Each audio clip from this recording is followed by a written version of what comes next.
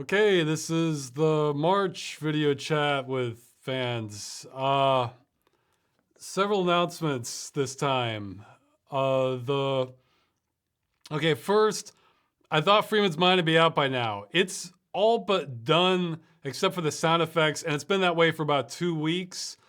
The I've gone ahead and been working on other stuff. The sound effects guy, I'm not trying to rush him, though I warned him that, I might blame some of the delay on him this time.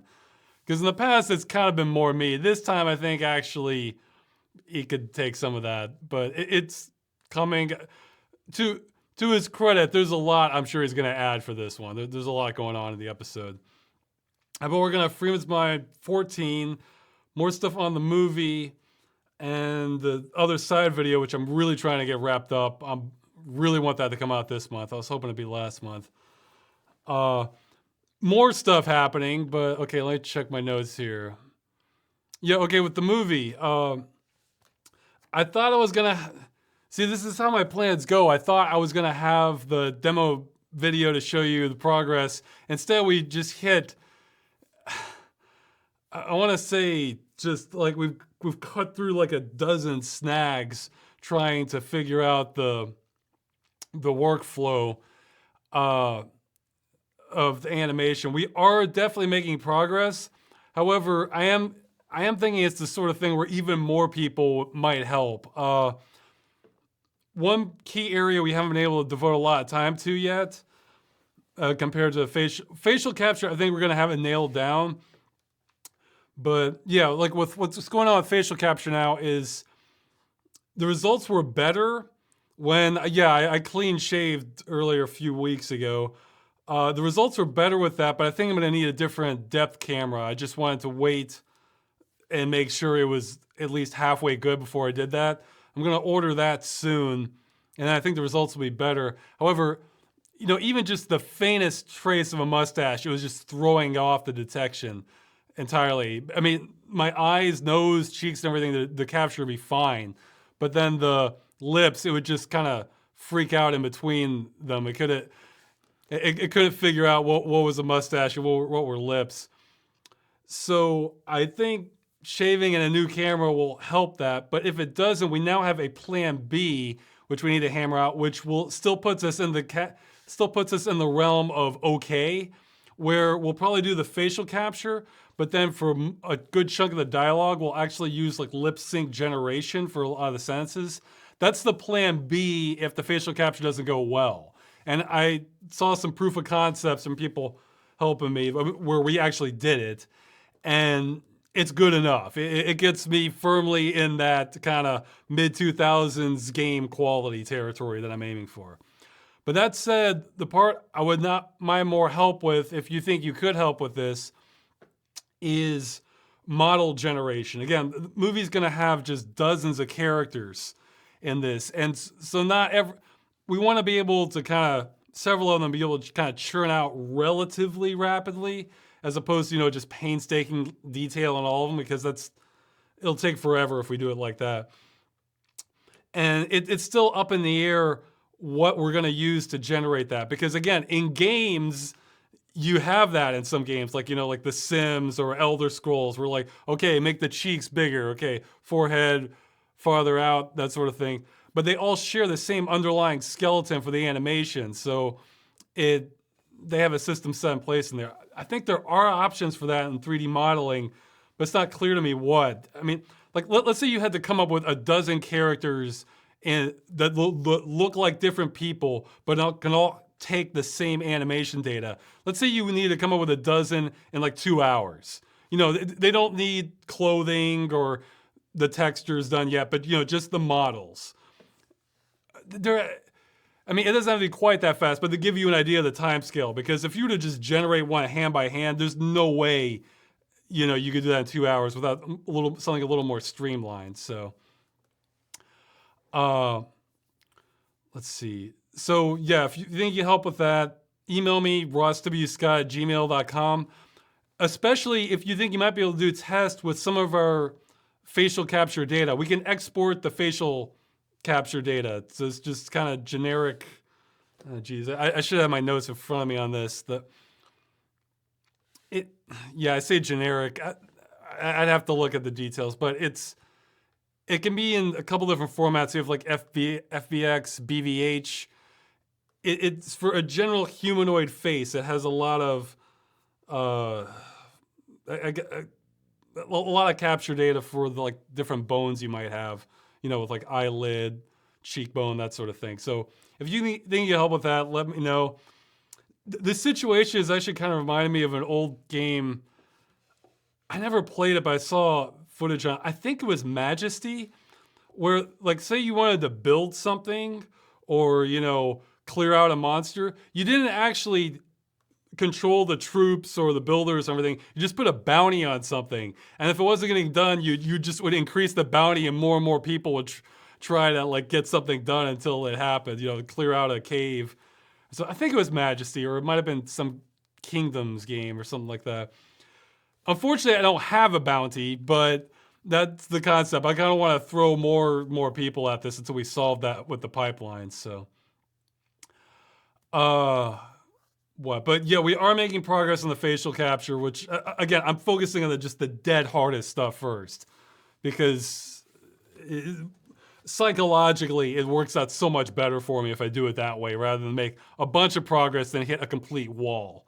So, okay, but yeah, that's not even all the news. Okay, so the movie, yeah, been working on next two Freemans. So that next one's been done for almost 2 weeks, just about, except for sound effects. Oh yeah, the bigger news. Okay, unfortunately, it's become a meme, and unfortunately, I'm still living up to it. Our apartment was mold was creeping back through the ceiling. And despite our best efforts to stop it, and I spent like multiple days just cleaning the hell out of it, to following guides, what's been happening, it's like we couldn't stop it. So we hired an inspector to come look at the building. And he gave us a full report and basically said that the ventilation might be blocked for the vent in our bathroom. That's where it's most concentrated. And And he even said that, like, well, we could do a professional cleaning, but we can't give it any sort of warranty unless you can confirm that this vent is like unclogged or the air is flowing properly. And we can't do that on our end because it connects to the rest of the building. So I sent the report to my landlady, and asked if they could check with the administrator to see if it's clear on the other end. 9 days later, I still haven't heard a reply, which, if you've emailed me, I'm pretty forgiving of that sort of thing. So I sent up a follow-up email. It's like, well, hey, did you get a report? We wanted to wait, before taking further action. And then the next day she gave a reply saying she's threatening to evict us. This is all our fault. We're going to terminate the contract. And the administrator went by and we took photos of the outside in the morning, and your wife had the blinds down during the morning. And it's so therefore it's your fault. And it was just whoa, instead of trying to solve the problem, it's all our fault, we want you out. And so I took the diplomatic approach, saying well, we didn't mean to upset you, we're just trying to solve the problem. I think the inspector would disagree that it's all our fault. But anyway, short version, because there was a lot of this, she's very passive aggressive. She kept doing these things where, okay, we'll arrange a meeting next week at this time, fine. The next day, we get saying, please be in the apartment within 1 hour or within 4 hours at a separate time. And they're gonna come immediately. So she'd tell us, she would schedule stuff a week ahead of time. We'd set a date, and then the next day say, be here now. And we could pretend to not be here, but except we've seen the administrator just come in on her own with this duplicate key. So, they're not really going to stop her. So, it's funny because her husband came by later with one inspector, and her husband was totally agreeable. It's yeah, well, let's just solve the problem. And instead of let's just jump straight to, this is all your fault. And so we've had 3 inspectors look at this now. They came in with two separate dates. They all said, basically, the ventilation isn't set up properly. There should have been vents on part of the building, and there's not. And the airflow is messed up. So basically they're all saying it's the building's fault. Regardless, I looked at this, we didn't want to take chances because, coming at this saying, "Oh, we're thinking about evicting you," well, I'd rather not wait, until she makes up her mind on that. Or, hey, maybe she's fine this month, but then next month, then she finally decides. So we started looking for places, which is always a stressful event because there's so many variables to go wrong. But I thought this could maybe be a mixed blessing because we've had some minor issues with this. But anyway, I think we rolled a 20 this time in finding apartment hunting. We found a place has ample space. I think I'll be able to do body motion capture in this place. The sound insulation's good. Like it's kind of close to forest for me. It's actually a little bit less than what I'm paying now, which is good because prices here have been just skyrocketing. The real estate agent thinks that maybe the landlord hasn't checked the market prices lately. That's the only reason we got this. So we signed literally yesterday on this. I mean, we found it like the week before. So when I was going through, I was trying my best to find out like what hidden horrible problem does this place have? Because it just didn't seem possible that like we'd find a good place, but I'm not seeing anything obvious. I really tried. We even went with what's called a hygrometer, which we ordered, which measures like the humidity in the air to see if mold might be a factor there. Everything was within acceptable limits. So, yep. Okay. One thing that might discourage some people is it's pretty high up, and there's only one elevator for the entire complex, and it's a pretty sizable complex. So either I might be taking stairs a lot, or just be waiting in the elevator. That's nothing compared to finding a good place, So I'm stoked about this new place. Yeah. Oh yeah, that's another thing. There may not be a video chat next month, or else it might be more delayed because we're probably going to be moving right around the first week of April. So I'll either have to push it back a week if we're set up. We may not even have internet by then, but we might get internet back relatively quickly because that's a lot faster in that's a lot faster in Europe than the United States, where it can take a long time to get internet hooked up. But I'll try to have a video chat sometime next month, but it's possible it might just have to get delayed. So I'm trying to focus on Freeman's Mine for now, since I know I can shout. Still haven't confirmed that in the new place, but we plan to introduce herself to the neighbors and hopefully work something out. Once we move, I'll probably switch over to Game Dungeon more, since I can do a lot on that without even having internet, or even without being able to record a good chunk of it. So for now, it's going to be Freeman and this side video I want to get done before we move. But yeah, so again, this looks like it turned into a mixed blessing. Me sending the report, trying to get the place fixed, and having her freak out at us because we're trying to get the apartment in better shape, basically. Yeah. So yeah, I'm gonna be moving in a few weeks. This place, if it holds, like I just want to. I plan to stay there a long time. I mean, it's a little pricier than what I was used to, but everything has gone up here. Like since when we rented this place, so like what, I guess less than 2 years now, year and a half. Prices in this area have gone up. Real estate prices have gone up 15 to 20%. So this new place is a little bit less than what we're paying now. So and it's way better for what it is. So, we'll find out what terrible problems it has, but it seems okay. It seems okay. So, yeah. So fingers crossed on that. I'm very happy about that. So yeah, I've been busy with things, and I guess that's it for now. Oh yeah, okay. I have a smaller announcement. I emailed some people already on this, but I'm thinking this is something that pops up in a lot of my videos that, I guess be prepared for rejection on this, but You know how a lot of the videos, like the games as a service one, or just sometimes Game Dungeon, just sometimes I want to throw up like little slides or charts or that sort of thing. I'm not the best at doing that. I mean, I put together something coherent. If somebody thinks they could put together like a chart that like, this is nicer to look at. You look at it, it's just like, ah, what a nice chart. Like nice color usage or gradients or nice looking fonts, that sort of thing. Feel free to send me a mock-up of just some generic slide you would have. And if I like your design, you could be helping me with a lot of future videos, especially an upcoming one. So, I mean, it can be colorful, you know, it just, I don't know. It's the sort of thing where everybody has different tastes. So it just depends. If you want to send me more than one, that might be fine. If you have a whole bunch to send, maybe you send me an external link. But yeah, again, rosswscott@gmail.com. So, yeah, that's sort of an ongoing thing because I'm trying to delegate more and more things that not only do I not need to be the person to do this, but it might even be better if I'm not the person doing this. So that definitely falls into that category. You know, this is why I am.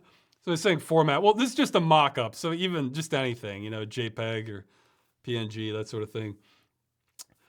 My Gmail allocated space is filling up a bit, but I can handle some more attachments.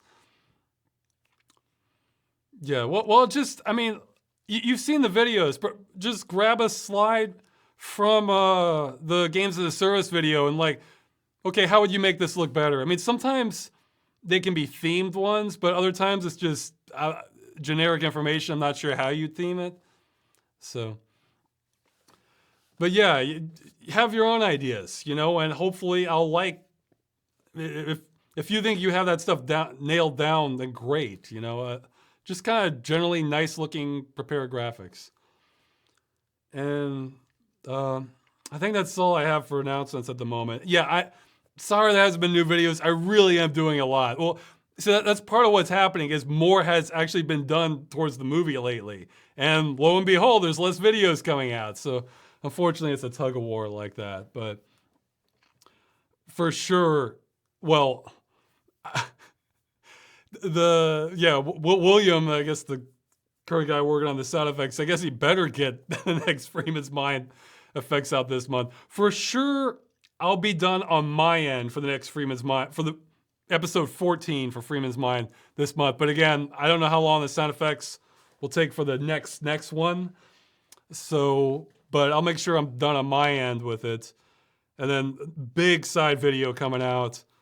If I'm lucky, I can even get ahead on like episode 15 for Freeman's Mind. We'll see. And then come April, once I move, I'll be switching back to Game Dungeon and probably making that the priority. So, yeah, okay, I think that's it. I might remember something midway through. So yeah, moving, more videos come out, keeping very busy lately. So, all right, so yeah, people sent a bunch of questions. Some of these I didn't have great answers for, so I may skip more than usual this time. And okay, so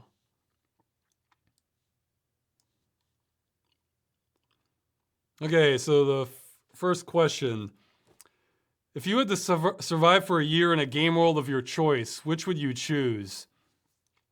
Yeah, this one I had a lot of thoughts on because I guess you want a combination of a world that's kind of fascinating and neat, yeah, ideally, versus one that it's not just going to be certain death being there for a year. So, you know, so stuff like Castlevania would be out, you know.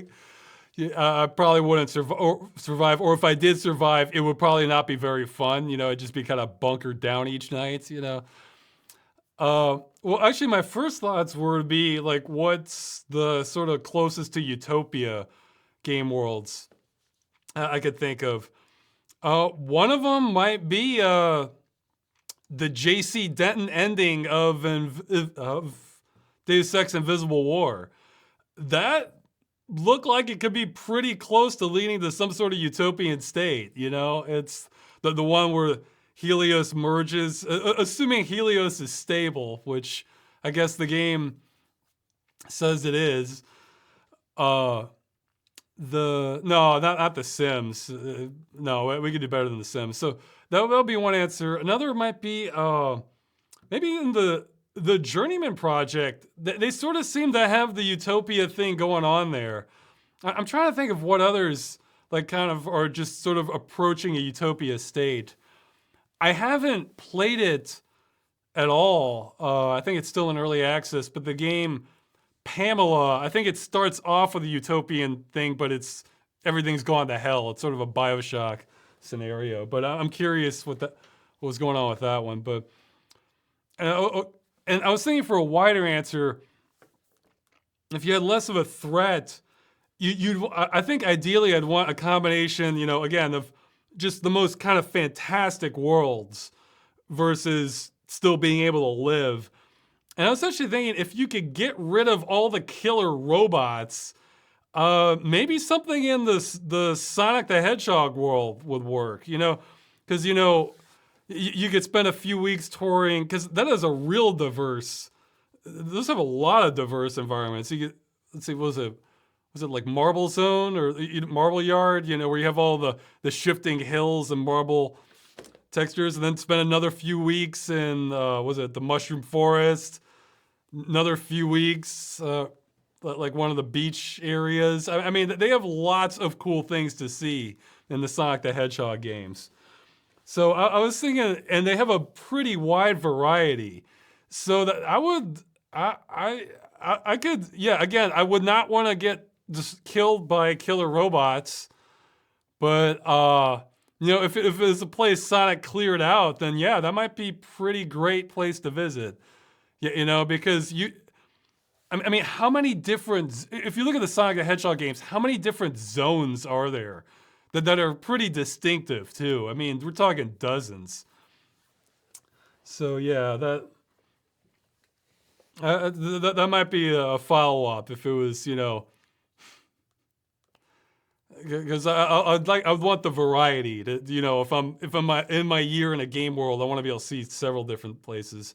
Unfortunately, there probably are some good candidates from like space games where you go to different planets, but unfortunately, probably the most interesting ones are probably a bit hardcore for me gameplay wise, which are these kind of punitive 4X games or sim game, flight sim games where you have to learn a lot in order to really get into it. So maybe the chat might have one where I could see lots of cool and unique worlds without getting destroyed,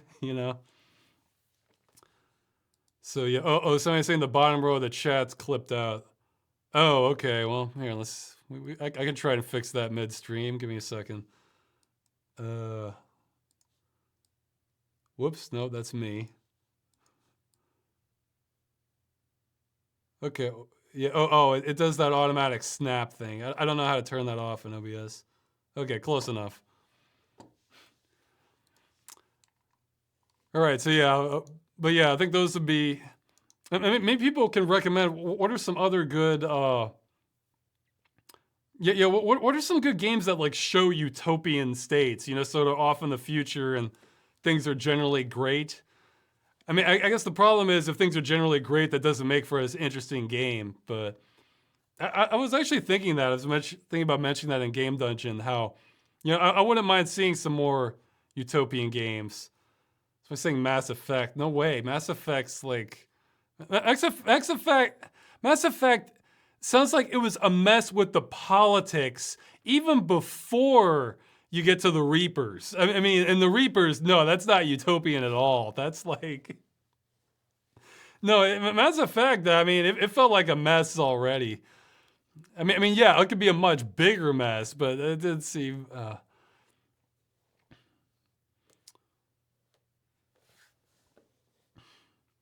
And you want something kind of different too, because yeah, you go someplace that's like the real world, but what's the fun in that, But yeah, I think those have been, or actually, I think there is some conflict, but That's to be kind of down to earth, though. I was also sort of thinking of the Anno 2070 game that's in the future. That'd be kind of neat, but we could get more out there. So first two would probably be Journeyman Project or that ending of Deus Ex Invisible War, or if I can, if I'm not under siege by killer robots, then one of the Sonic the Hedgehog games. You know, to see all the different worlds, well, the different zones, I guess. Yeah. What game do you absolutely love but would never even consider covering on Game Dungeon? I think it's been asked before. Well, I guess one that comes to mind is Super Metroid. I mean, I think it's a great game. I love it, but I can't see myself adding much. I think that would make for a pretty relatively boring episode for anyone familiar with the game, because I don't know if I can really add much of anything to it that hasn't already been said. Yeah, I mean, I mentioned before, with Game Dungeon, I either want the game to be either just so unknown that, you know, it's kind of new for everybody or most people, or one where I haven't heard much commentary on it, or the sort of commentary I would make on it, where my thoughts, I'm seeing nobody say the things about the game that I'm thinking. And if it's like that, then sure, I'll take any sort of popular game. But Super Metroid, I guess probably a lot of the, well, maybe Castlevania Symphony of the Night. That's another fantastic one. I'm trying to think of some others, but yeah, just one where I can't bring much to the table, you know? Okay, let's see. What's the best thing you remember about your parents cooking? Well, two things come to mind that I remember. Once, I remember for Easter, we were in another room watching a movie for Easter. I think it tended to be a habit of my parents. We watched some sort of Bible themed movie like Ben-Hur, or I think Barabbas, or Ten Commandments, or it would be something like that for Easter. We were watching that. At one point, they asked they thought they heard something, and then so that they did, but couldn't really tell what it was. So we just went back to watching the movie, and then later, after the movie ending, we found no before that. Then we heard later we heard the smoke alarm go off, and what happened was they had been boiling eggs and just forgot about them for the movie. And the eggs they just kept boiling, and the smoking, and they ended up just splattering onto the ceiling from like the heat from them. And it was just, it was not a fun situation. So that I remember that's sticking out with me. Another one, this one was weird. My mother, she would experiment a lot with cooking, where she was making some sort of bread, and she asked me to, she was going with my father away to run some errands, like to pick up groceries or hardware or something. And she said, like, after a certain length of time, that she wanted me to take this bread out and knead it. And I had cooked bread before, so I figured, okay, whatever. I guess I'll just, mush it around. And when I did it, it's just some special kind of flour she was using. I'm sure she'll remember what it is. I want to say it was maybe like high gluten or no gluten or something like that. It was something odd. And when I was kneading it, it was almost, my dad said later it was like latex almost. It would just like, you knead it, and it's just like, it would just snap right back into place. It would just, you'd push it and it just would go back in. And so I found this pretty frustrating, because I thought everything I remember from cooking, dough, you just sort of, push it around. But I had never made bread before, so I was just like, okay, I'm just following orders here. So I did that. I told them, yeah, I did what you said. And then like, it was getting bigger and bigger too. And so they came back and they put it in the oven, and this thing ended up puffing up to like this. I think it actually brushed up against like the top rack of the oven. Like, I mean, it was easily, you know, I want to say like about the size of my torso, you know, after it was puffed up. And like, I don't know what was in it. I'm sure my mother will remember what it is. But I remember that's standing out to me, that this, not only was this thing just like, again, it was like almost like rubber or something. It would just snap back into place. It just didn't care that you were kneading it. But it would just, it's like the thing practically exploded in the oven. I mean, not really, it just inflated, but it was just, the thing was enormous. It didn't taste very good either. It was odd. So, yeah, it was just an odd bread, I guess. I'm sure after I'm doing this, my mother will tell me later what it was that she did. But okay, so she keep moving. What are your plans for the upcoming coronavirus pandemic? I haven't been following this too closely, although I looked at the numbers for it, and I think it's something like a 3.5% mortality rate for people who get infected. And out of those, I think almost all of them were either weakened or had some general condition, or else were very old. So first off, I'm in no way trying to downplay the seriousness of it. However, those are not end of the world numbers. Yeah, you put it like this, it's not Ebola, all right? However bad the coronavirus is, it's not Ebola. So what that makes me think is that if I get it, I think I'll probably survive it. I mean, it might be hell though, because I keep thinking back, like, I wanna say like 2-3 years ago, I got either a flu or something in the old apartment, and I was miserable. Like, it almost hurt to just lie down. I was just an absolute wreck. And you know what? I could have seen how the way, whatever I had then, yeah, maybe that could have killed off somebody weaker. So based on what I know, it makes me think that, you know, if I were to get it, I mean, based on those numbers I've seen, I'll probably survive it. So I'm not going to worry about it too much. Now, if this was Ebola, I'd have to reconsider everything. I might try to see about getting a place out in the middle of nowhere, you know, stock up on food and water or something, and just ride out and just hope somebody comes out with a vaccine, or we get containment.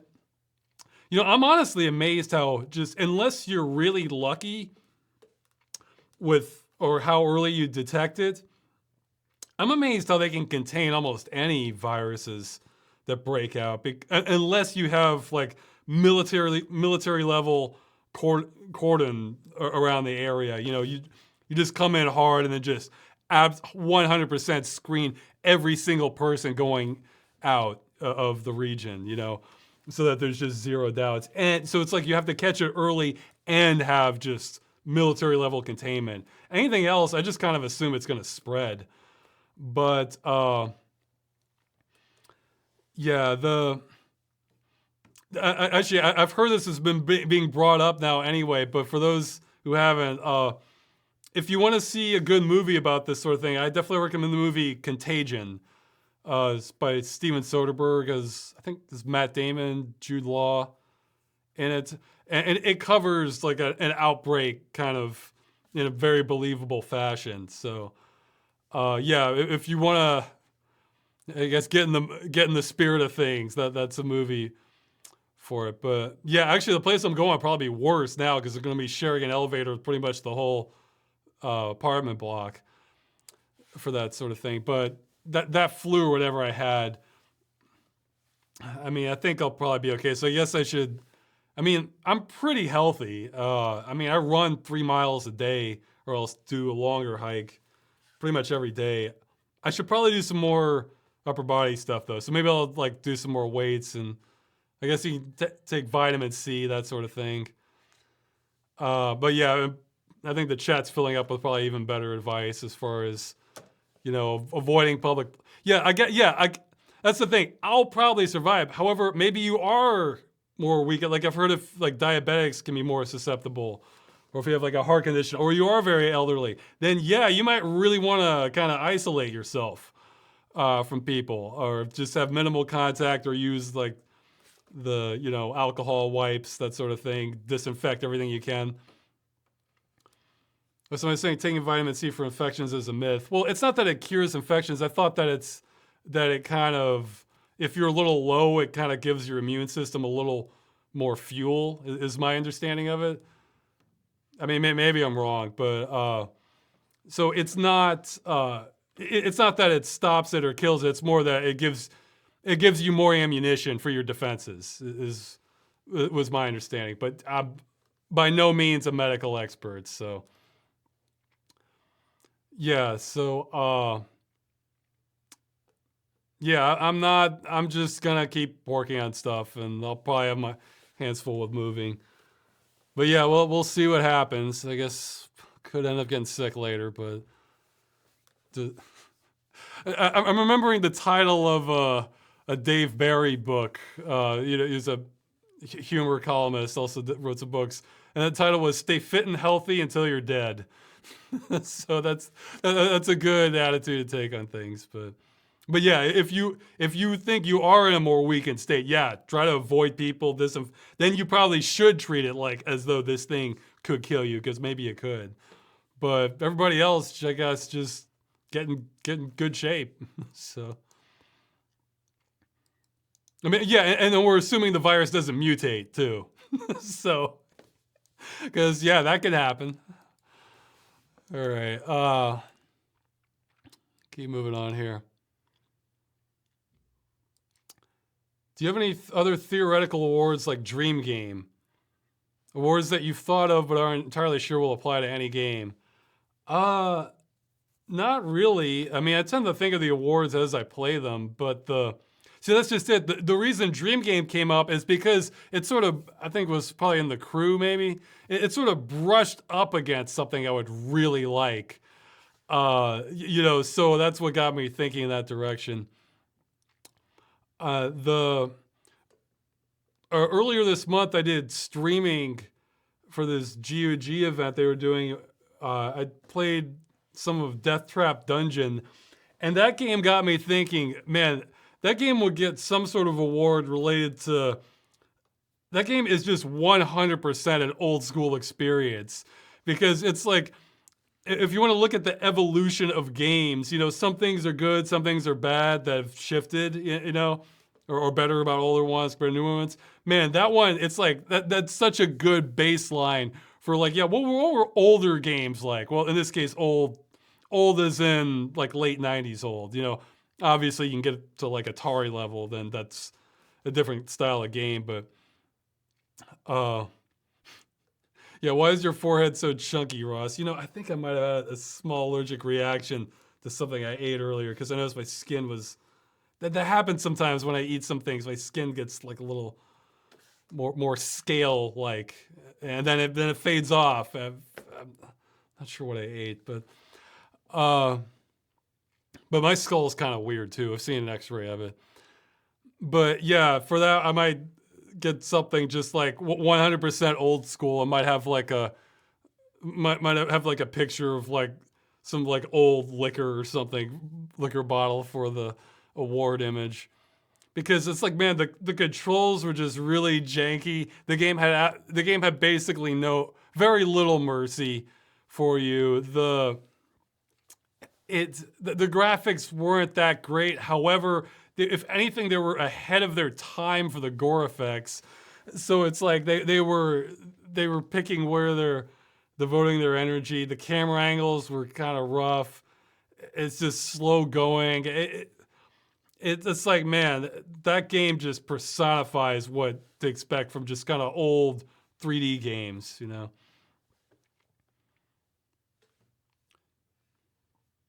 Okay, well, I'll answer a chat question quick just because I noticed it. What keyboard do you use? I think it's a Cooler Master something. It was the cheapest. Yeah, let's see. CM Storm. I guess that's the full XT. It was the cheap. Oh wow, I hit a bunch of keys. I think I opened up developer mode in Firefox. Yeah, okay. Uh, hope. Let's see. Is the chat still running? Yeah, okay. Chat's still running. Good. We're recording. Good. The I was trying to get the cheapest mechanical keyboard I could with without like the lights on it because I don't really like lights on everything. I'm not even sure that's possible now. I got this a couple years ago, but I think it's was it the brown Cherry MX Brown? It's sort of the compromise between the clicky kind versus not making as much noise. Because I remember bothering back though when yeah, before this I actually had an old it was that old school IBM one with the buckling springs. I actually picked that up at a thrift store, I think for 50 cents or something. And then later I found out, oh wow, it's actually worth a lot more than that. I was just testing the keyboards in the thrift store. It's like, yeah, I like how this one feels the best. And I got it. Yeah, Model M, that's the one. That one had problems surviving a flight though back in 2012. So it got kind of damaged and the noise sort of bothered Magda anyway. So, but yeah, that felt nice. That one's great for typing.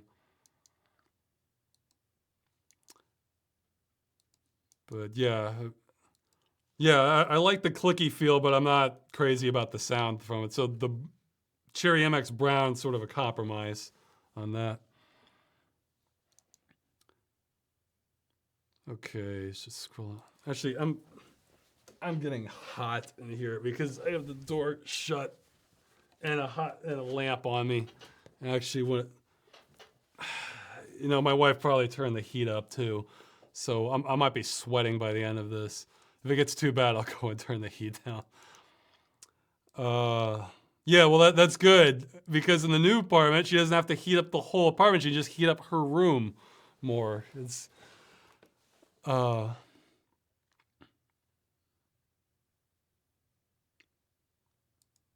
okay. Asking about the new Black Mesa Zen. I have not played it.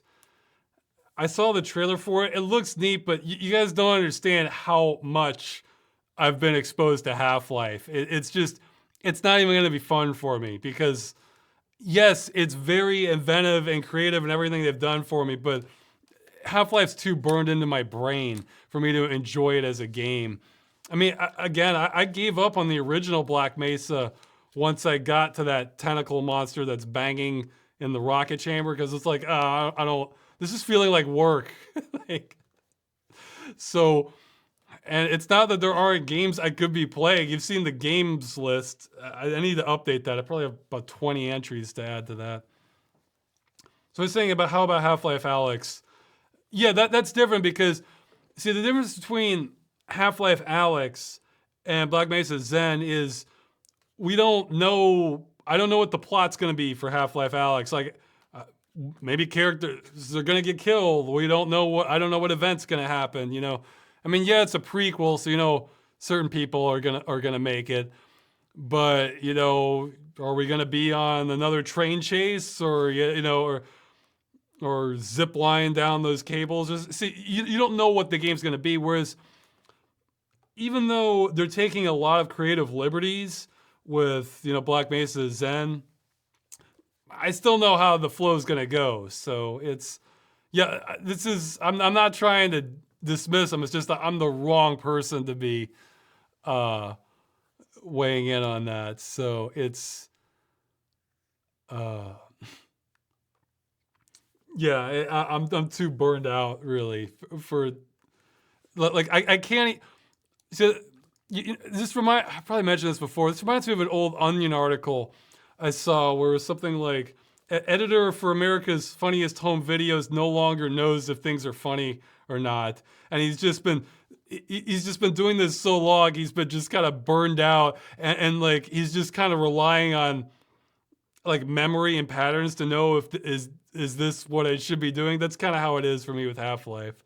So it's like I've lost all perspective. So I have to just remember how I felt about it originally, basically, is the way I'm kind of going on it. So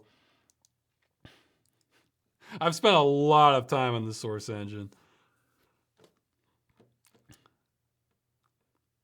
Okay, so let's see. But yeah, they're obviously doing a first-rate remake of it from the trailers and some gameplay footage of it that I saw. Okay, you mentioned before for the movie you'd be holding auditions for voice acting. Where's the best place to keep an eye out for that starting? That'll be on the main channel. I'll have its own video. I'll probably keep it up for about a month or so, and then I'll make it unlisted. So don't worry. Like if you check the channel, I don't know, once a month, you'll be fine. You know, and if you're, it's not the sort of thing where if you're first, you have an advantage. No, it just I'll probably have the official auditions for a certain time block, and then after that, then you might be at a disadvantage if you submit something afterwards. But not ready for that. That part's honestly processing voice. That's so much easier than what I'm dealing with, like with the motion capture and getting these models set up. So that's just lower priority. We have to get the process like really hammered down. And I'm very enthused that we have a plan B now. So even if the facial capture always remains janky, it's still gonna get made. So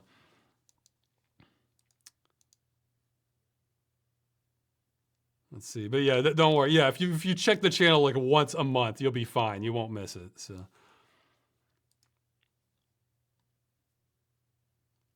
What was it about the original Fallout games that got you to play them despite the turn-based combat? Well, I mean, honestly, like the entire intro video, I mean, see, it's hard. You have to remember now, like, once upon a time, the entire world didn't know about Fallout, and it just wasn't ever. Yeah, pre-Bethesda buying Fallout franchise and making Fallout games, it wasn't just enormous the way it is now. So the original Fallout video, you have like this kind of old time, like 30s or 40s music playing. It's like, and then you see these soldiers kind of, so it's kind of upbeat, and then you see this devastation, I think maybe nuclear bomb going off, and then you see the soldiers in the power armor just kind of killing this guy execution style and like waving to the camera like, oh yeah, everything's friendly. And then you go to the stat screen and this somber ambient music's playing, but then you have like the happy guy, which I didn't even know what he was called until years later, the Pit Boy. And it's like this 1950s style drawing. He's just happily doing everything and just holding guns or surviving and getting exposed to radiation. So you have this kind of dichotomy where it's like everything's all happy and cheerful, except this is like, horrendous apocalyptic events going on. So it just built intrigue like crazy for me. So they really, yeah, the hookability score was quite high for Fallout. I mean, you watch the intro and you're looking at the character, it's definitely leaving you intrigued. So, yeah, they nailed it out the game. And I like the art style. It's just, man, I really did not like the turn-based combat. And I gave up, and then everybody keeps saying it's great. So I was just like, I gave it another shot, and then finally punched through finally got out of the vault cave, and then, well, actually, I shouldn't talk too much, because I might eventually do a game judge on that, so. But yeah, it has a good presentation right from the start. So, besides Gordon Freeman, is there any silent protagonist type character, or I guess any game character that you feel like you would relate to the most? Oh, I didn't see that clarifier about any game character you feel would relate to the most, personality-wise. Well, see, I was just gonna say for silent ones, no, but then I missed that part. So. For any game character, I'd have to think about it, and I should have thought about that, but I didn't see that part of So yeah, not really, I guess, for silent protagonist. Maybe the chat will have ideas of who I don't know. Okay, this is just one that comes to mind. This is this made up. I had I had an idea for a character sort of like this in a future video idea that I haven't even remotely gotten to yet. I'm just over. I'm basically completely backed up as far as video ideas. But I was saying that the character, I think it was Zardos in the game Gothic. It's this wizard off in his tower doing these experiments, and like you show up, and he just immediately just has stuff for you to do. Like, here, I need you to go do this. At least that's how I'm kind of remembering it. So I like the idea of this guy kind of just being obsessed with his projects. If people show up, great, let's get more done on this project. I could kind of see myself being kind of like that. So the yeah, but man, it's been a while since I've played Gothic. So, but I kind of remember being like that. Some other characters like that. Ones where I can relate to the kind of these explorer or experimenter characters that there's no dissuading them. You know, they're on. Even in the game, whatever you're doing, they have their own mission that they're engaged in, and it'll be great if you can help them out with it. But they're going ahead with it anyway, and it might be dangerous, but it might lead to some pretty interesting things also. So I think I can relate to characters like that. So, like ones that are off to explore something, that sort of thing. So I'd have to think about what are some other good game characters like that. I'd probably be a side character, like within a larger game, not a main protagonist. Okay. Do you have a dream car or cars that you hope to buy someday? Not really. It's just a culmination of factors for me with cars. I mean, one is just the expense. You know, I'm looking forward to this new apartment like way more than I think I would look forward to just any car, because there's more day-to-day use for me. But I think I have to think about it. I'm not sure I've even ridden in a sports car, let alone driven one. So from a certain perspective, I don't even know what I'm missing, I guess. But even then, like for a sports car, you know, you're kind of limited in how you can use it. I mean, legally, yeah, you can kind of push the limits on on maybe some back roads where, you know, there's unlikely to be law enforcement or something. But, you know, it's like I wouldn't like risking a ticket or being arrested just to try out the car to its full capacity. And then you have to go, and then if you wanted to take it to an actual track, well, that's an extra expense and can probably ways out of the way from where you are. So, I mean, and I say this, I play a fair amount of driving games. So for me, the car is just sort of like the means to the end. Like what I like about driving games, I guess one that you can have like an exciting race. So in which case, fine, just give me the racing car and I'll make it work in the game. Or two, just seeing all these destinations, you know, being able to, it's kind of a way to explore a lot of different areas or see all this scenic things as an excuse to be doing something while you're doing it. So it's almost like you can throw me in any car and I'll still kind of appreciate what I can use it for. So, oh yeah, so mentioning Germany. Yeah, with the Autobahn, I guess that makes sense. But I guess, well, maybe car nuts can figure out like what sort of car would suit me. I think I would want one. Let's say I'm given a free car, you know, like like a sports car or something. I guess given all the limitations of, you know, what you can do legally, I think I would want one with just really great handling. I actually used to have a Ford Festiva, which is not a sports car, but wow, the handling was incredible on that. I mean, you just, when I later sold it, before I moved, the guy buying it said, "Yeah, it's a go-kart." That's what he was. Uh, so it was kind of fun driving that. So something that had really great handling, I think I would like. Also, I admit I like I like the idea of like drifting. That would be fun. But so I'm sure some cars lend themselves more to that. Plus, although you probably go through tires pretty quickly doing drifting, but I yeah, I that definitely has an appeal. You know, being able to do turns that would not be possible otherwise without drifting. You know, that's always struck me as pretty fun.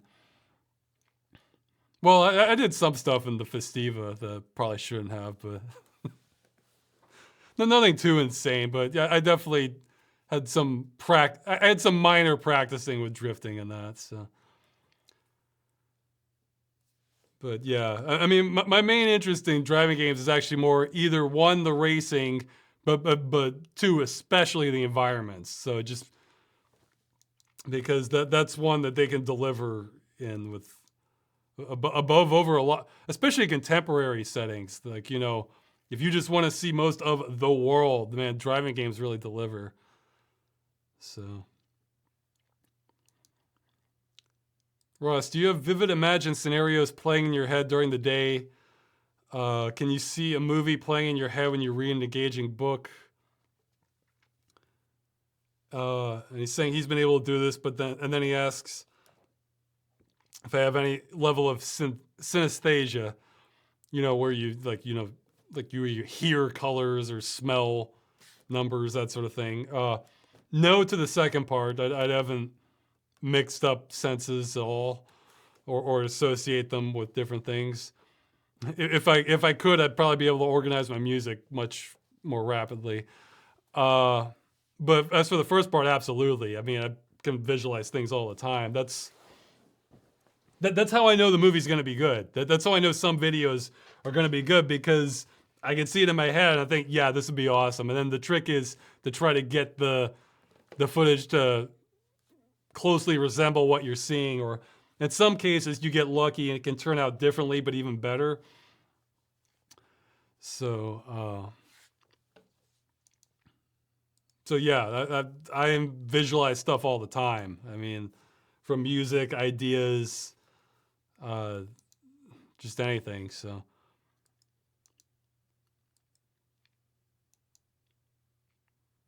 okay, this person's making a VR mod for the original Half-Life. I haven't heard of that, actually. Yeah, okay, see, that's actually something that, if there's one thing that's going to pull me back into Half-Life, that might be it, being able to do it in VR. Because then I could kind of see some locations. You know, I'd want to see the dam at Black Mesa, that sort of thing, or probably the outdoor section. I don't know how much I'd care about the indoor parts. But well, I don't know. It might be neat. It might be neat seeing the test chamber, or the tram ride. So yeah. But and they're wondering if you'd be okay with us using a few audio clips in Freeman's Mind to make a promotional video. Even better if you'd be willing to record a custom line or two. Okay, for the first part, yes. Look, you can use pretty much anything I've put out if it kind of remotely falls under fair use. You know, where in this case, they're using it to promote something different, or, you know, you're using clips as an example of something else. Actually, I have the isolated voice recordings for almost every video I've done. There might have been one or two where I forgot to back them up. Yeah, like the Test Drive 3 episode. For whatever reason, I accidentally deleted a lot of the source material. I still have the higher quality copy of the video and not much else, but almost everything I've done, I tend to save an isolated, you know, dialogue track and sometimes the sound effect track, that sort of thing. So yeah, you can use just anything even close to fair use. It's fine. Don't worry about it. Like, basically what I don't want to see is like taking one of the videos I've uploaded, copying it, put it up, maybe put a logo on it, and then you're putting that up on YouTube also, and then like that's it. Yeah, so that's or just you're taking like a 10-minute chunk of one of the videos and putting them up. If it's just like a smaller chunk, or you could take the whole video and like you wanted to do a review or do a riff on it or something, whatever, you know, it's fine. So just don't even worry about that. I mean, I guess one scenario, or even then, this probably wouldn't even be an issue. Let's say you're promoting something like I really don't agree with. I don't know, whatever. Even then, it's okay to use my footage. It's just don't say like endorsed by Ross Scott or something, you know, something like that. Just, yeah, try to give credit somewhere if you have credits. If you have none at all for whatever you're doing, I guess don't worry about it. But if you have credits, just say like, you know, footage from Freeman's Mind or something like that. But yeah, so yeah, don't even worry about it. As for recording lines, I mean, I guess I could. Here's the thing, I tend to be pretty busy, so I've tried to shy away from more kind of voice recording jobs. However, a general rule of thumb is kind of the more work I can see is going into your project, the more I'm inclined to like want to help you out if you want like voice acting from me on some. Basically, if it's looking like, yeah, this probably is about as much work, at least as much work as the civil protection episode, then I'm going to be way more sympathetic towards like recording lines for it. Whereas if it's just I don't know. Let's say just game footage and just you want some commentary over it. I don't know. I might be more inclined to turn you down. It's just a matter of how much I have time for. You can see right now, not a lot of videos have been coming out lately. That's something I need to remedy. So I'm always trying to make that the priority. So, which unfortunately means I can kind of turn down some things. But yeah, I figure for Freeman's Mind stuff specifically, I figure I kind of owe it to some projects since I've inadvertently becoming sort of one of the, maybe not the standard voice for Freeman's Mind, but I've certainly set up camp in that area. That wasn't even my goal necessarily, but it's more like I'm still doing this. So, you know. I heard for, what was it, for the YouTube video, was it Kung Fury? They, in Poland, like a lot of movies they would release, you know, American movies they would release back in the 80s and 90s, they would have this specific narrator who would just dub over the voices. It wasn't even like a full dub thing. It was just more like they would translate as it goes and talk over it. I think he might have been retired. That they brought him out of retirement to do a dub version of that for Kung Fury. So for Polish people, it would be just like watching something in the 80s because, you know, on TV, because it would be dubbed by the same guy as though it came out during that time. So I feel like for Gordon Freeman stuff, I have to sort of honor a certain amount of that sort of thing. Let's see, in this video, which I haven't checked, let's see, LS details, how many YouTubers feel like they have to put on a personality mask when interacting with their audience? Not completely different when interacting with their friends in real life. Do you feel like you change your personality during the videos? How do you act differently? Well, for Freeman's Mind, I do. I mean, yeah, for Freeman's Mind, I'm playing a character. I mean, a few things I overlap and I basically react the same. For the most part, no. I mean, not for this or the streaming or anything like that. I guess what is, if I'm changing my personality, it's going to be more obvious. Like with Moon Gaming, I did that to a degree. Although with Moon Gaming, it's almost like it wasn't even a different personality. It's more like I was just kind of leaning in harder to one aspect of my personality, where just kind of treating this like, all right, I'm on the moon, tormented by mysterious forces, maybe, and just kind of going with that. And So even that's still kind of me, but just kind of a different scenario. That parts of it's emphasized more heavily. But for just general YouTube, no, that's yeah. To quote Popeye, "I am what I am." Actually, I'm remembering what my wife said to me before. She said, "Yeah, I'm not sure I could be with you if you were like Freeman, like he is in the videos." So yeah, I'm pretty much as you see me now. So in fact, I've met a few people just kind of by accident in real life. So there's maybe one or two people, few people out there who are qualified to comment and say how I am in real life. So although you might have been able to see a little bit of that in me more in my natural state on the Cursed Farms Junk channel. Well, pretty much any of the interviews I've had or podcasts, I'm kind of like that. But also and I had the extended Moon Gaming cut where you can see me just kind of talking about the game with Tom. So that was a little more believable. Not believable. The little more normal, I guess. I guess one thing is with streaming, I've noticed that's a little different because what I have to remember is what I keep reminding myself to do in streaming is keep talking. Oh, jeez. Keep saying out loud. Keep saying things out loud. Whereas normally I would just be playing the game and wouldn't be saying anything out loud. So I kind of have to remember to just keep talking. But that's the main difference. Yeah, somebody saying interviews and this. Yeah, this is something similar because in real life you can just be quiet, somebody else talks, or you don't have to be talking all the time.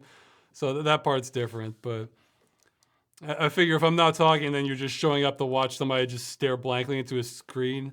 So I figure most people don't want. That's not why they're showing up.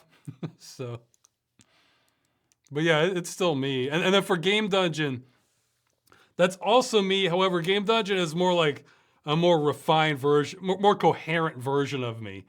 So in other words, I've prepared my thoughts, in other words. But it's still what I think and generally my personality, so. Okay, have you had a chance to learn any great Polish jokes in Poland? Actually, not really. Although there was some artist, Magda said, or cartoonist. She showed me she said there were real classic kind of Polish jokes, and I honestly found them incredibly tame. Like I was thinking, oh, okay, like this is something.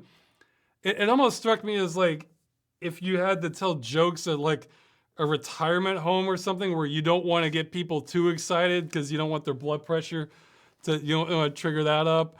Give them problems. It's like maybe you'd have something like this. It just would get like a mild chuckle from me. I'm not saying all Polish humor is like that, but these kind of, I don't remember the name of it. I'm sure she could remember. I wasn't too blown away by it. Oh, okay, there's a video I need to see. Maybe some people know what this is from. Where I saw some clips from it, Magda showed me, where I think it was kind of like a parody of Poland during communist times, where they had something, it may not have even been Poland, but they had something like, where there was like a soup kitchen and like they put the soup bowl down on the table and then they would like take a wrench or something or a screwdriver and bolt it down to the table and then pour the soup so that people wouldn't steal the bowls. And then there was another, and then they were announcing, there was an announcer on an intercom, and they were saying something either in Polish or in English, and then they had to do one in English, except it was for British. So I was making fun of the British. And for the British, she took like these pierogi or dumplings, put them in the cheeks of her mouth, and then just started talking like this. And that was for the British. That was for the British people to kind of making fun of like how it sounds. And it's funny because I met some other English speakers here And I met one guy from the UK. I forget what region he was from, but I was able to understand what he was saying. But Magda, she was struggling to understand because his accent was pretty thick, relatively. So she said she's glad I speak American English instead of British English because she can struggle more with the accent. And the funny thing is, I heard a variant on that same joke in Vermintide 2, where the elf lady, she's yeah, they're arguing with one of the soldiers, and she's saying, "Well, at least I don't talk like I have rocks in my mouth," you know.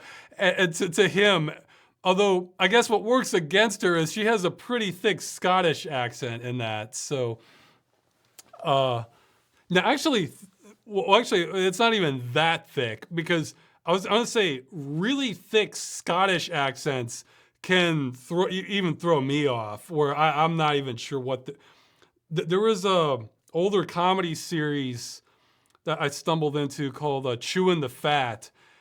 And boy, some segments of those, it's like, man, I have to rewind and just really listen to what they're saying. The, what? The, oh yeah, there's one clip of theirs that went viral, especially where they had, yeah, they call it Tay-siders. And it's basically the Scottish version of Star Trek. I'll link to that in YouTube. It's a fantastic clip. Yeah, so if you want to get an idea of just how thick accents can get, that's a good indicator. Oh yes, okay. I guess there's another. Yeah, again, these aren't really Polish jokes, but this is sort of playing off a Polish stereotype that I think is funny. And having lived in Poland, I can say there is some truth to it. Okay, this is a variant on like you have two cows metaphor. Like they use that to explain like government or economic systems, religions. Like I think one for like anarchy is you have two cows. You either take them to the market and sell them for a fair price, or you're attacked and killed by bandits on the road there. You know, or so, in other words, like anarchy can be fair and reasonable, or you can just die by bandits. So they have a lot of those. Like, well, I remember one was they started doing it for one was for like a stereotype for an American corporation, and one was you have two cows. You milk them past the point of exhaustion. Then you are surprised when one of them drops dead. But then they had one for a Polish corporation, like a stereotype for that. You have two bulls. Workers are routinely killed or injured trying to milk them. Like, with the stereotype being that sometimes Polish construction or companies aren't always operating in the best way possible. Like they have some deficiencies, and I have seen that in construction. Like, well, one, I saw a video where like this whole siding of this giant apartment block just blows off.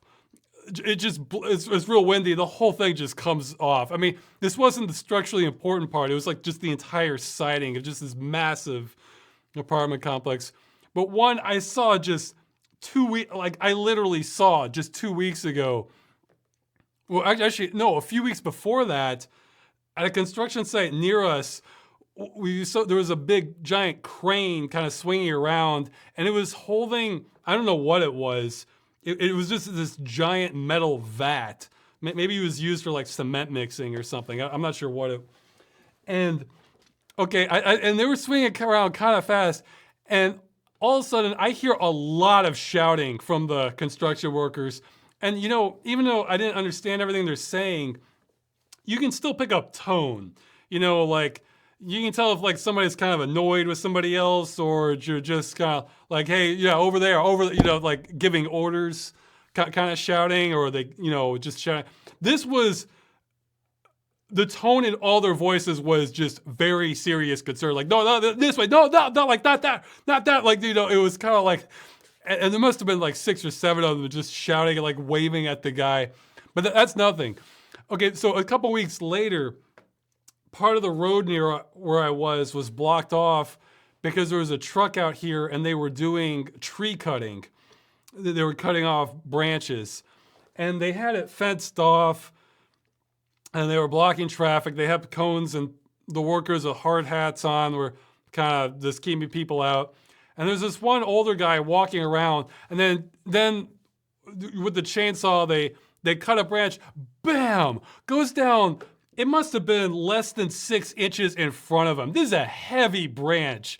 And like, well, that kind of woke him up a little bit. There's just the worker just walking around casually, just not paying attention to the branches being cut on top right overhead. I mean, if this had, to his credit, he was wearing a hard hat, but if this had hit him, we're talking knocked down on the ground, concussion, trip to the hospital, minimum. Worst case scenario, probably could have snapped his neck. I mean, it was that heavy.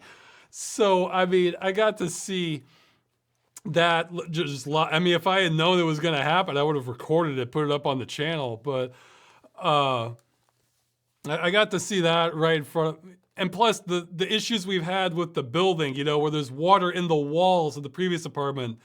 This one, I mean, it's a little less egregious, but there just was no ventilation where there should be. Or, yeah, what the inspector was saying is basically the windows needed to be open basically 24/7. That's not a great design for a building. There's all sorts of other things that we've seen.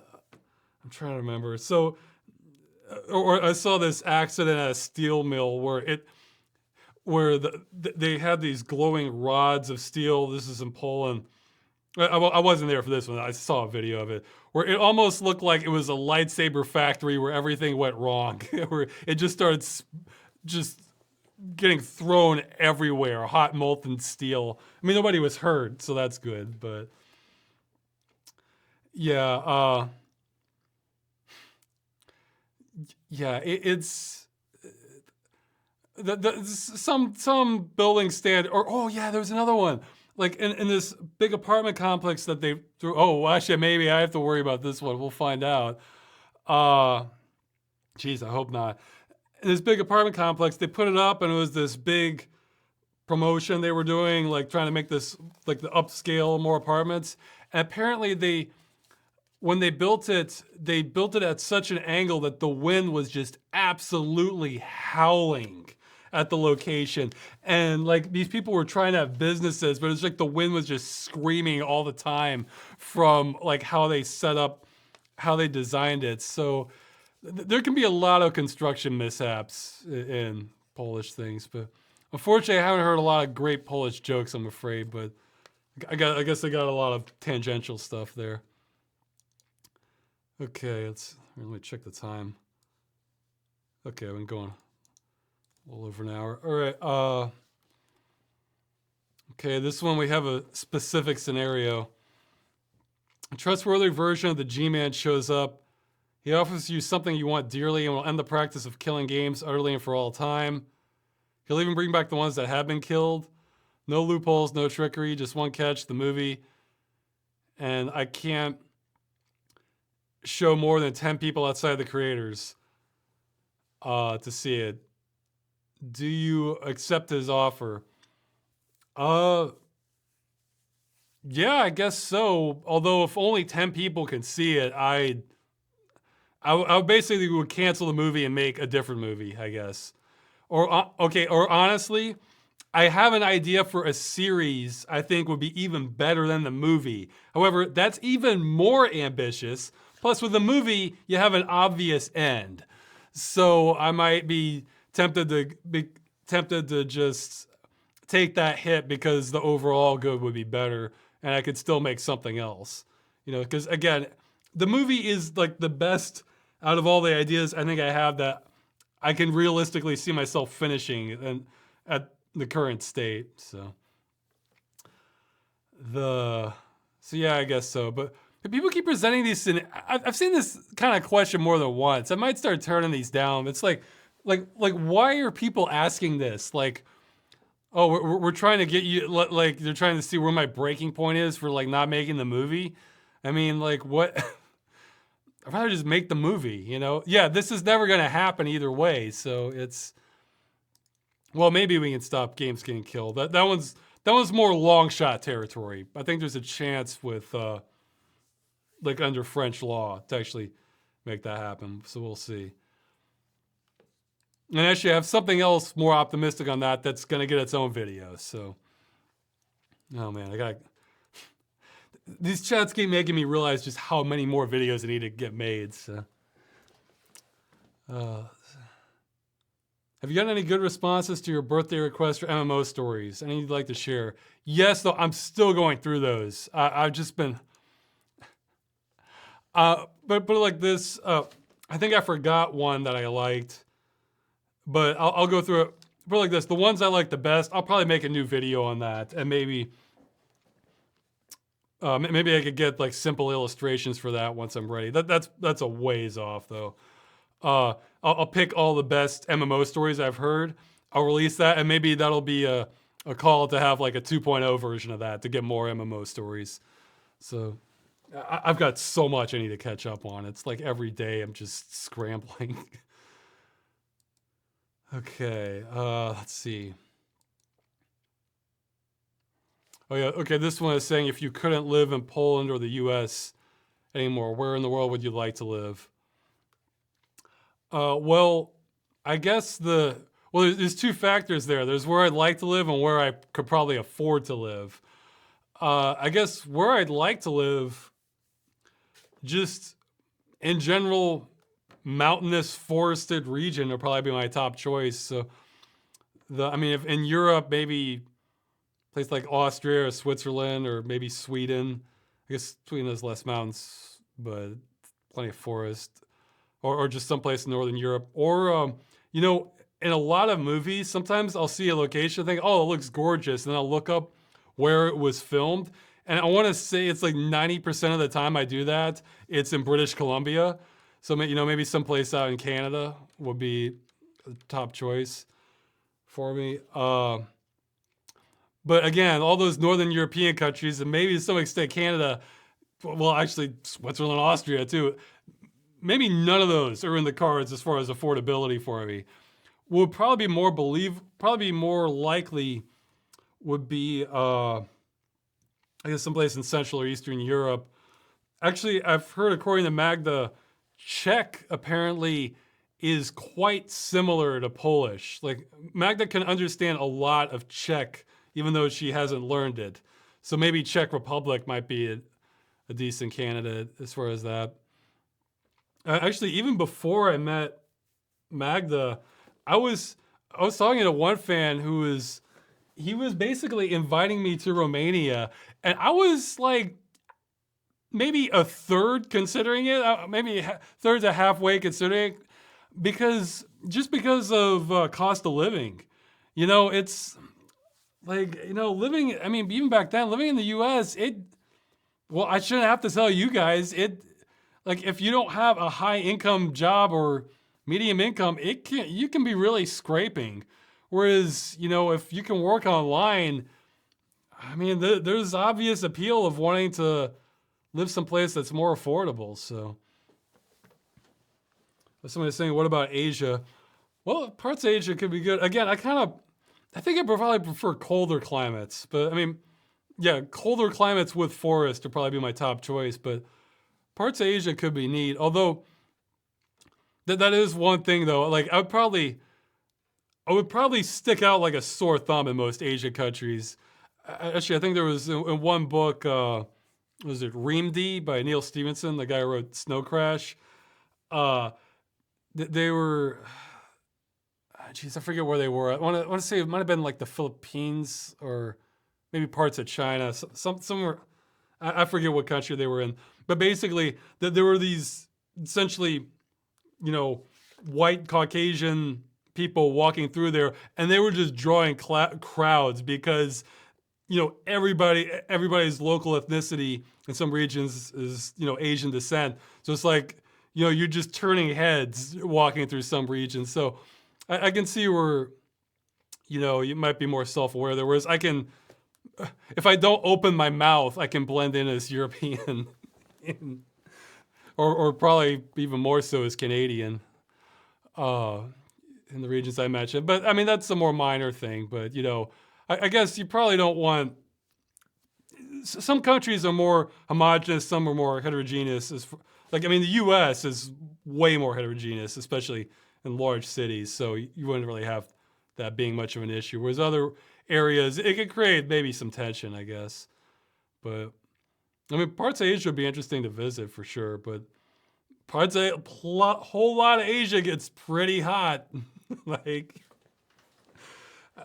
my heat tolerance sucks. I mean, I can tough things out, but man, that I can handle cold so much better. Let's see. Ross, if you were to become a deity god over a domain, what sort of thing would you be the god of?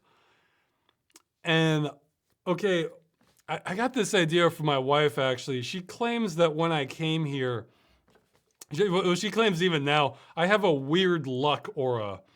Where she'd say that she would take me to these places she's been hundreds of times, but then when she comes with me, these odd things happen. I think like the second day I was in Poland, there was some guy on a motorcycle popping a wheelie, just going full speed downtown Main Street, just. I wouldn't say this is to an extreme degree that this sort of thing happens, but I can see odd things. Yeah, actually, I guess last week I actually got to meet somebody who works at GOG. It's nothing.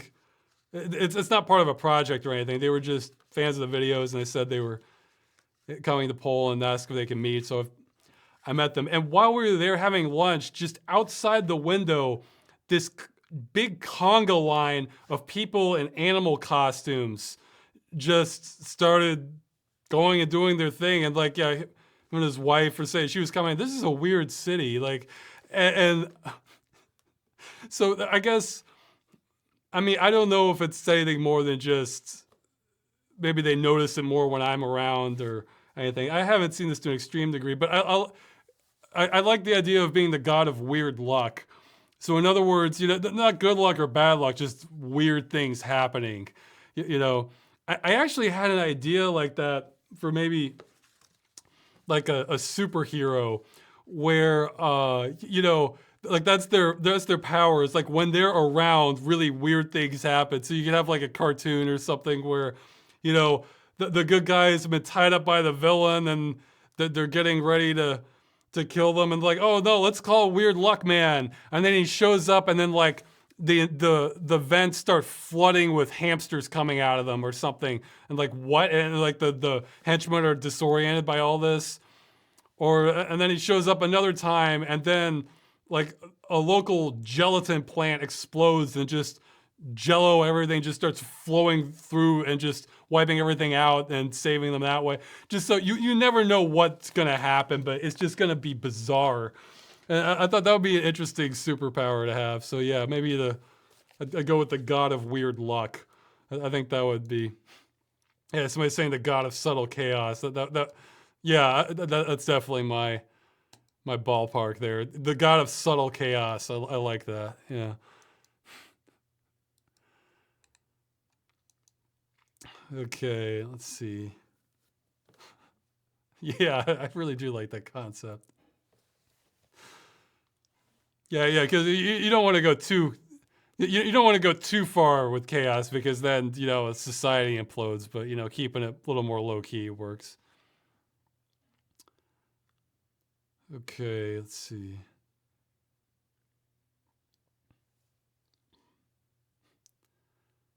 Okay, well, I read the second part first. They're saying they occasionally find typos in your subtitles, but public editing is off.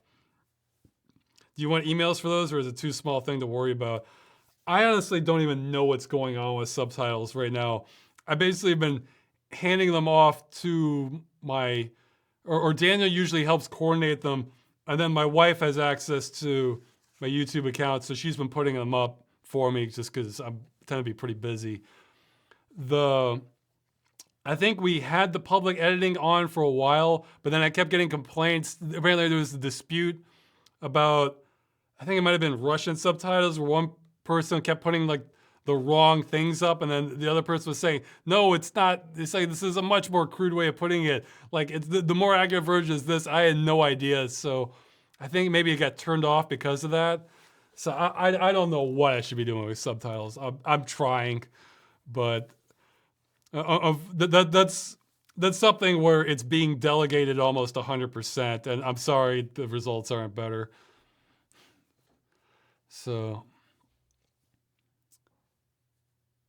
okay, let's see. What was the first part of the question? Oh, they're asking if I still feel immersed the same way with games because I do Game Dungeon. Or if I'm looking for an eye out for things to talk about in the video.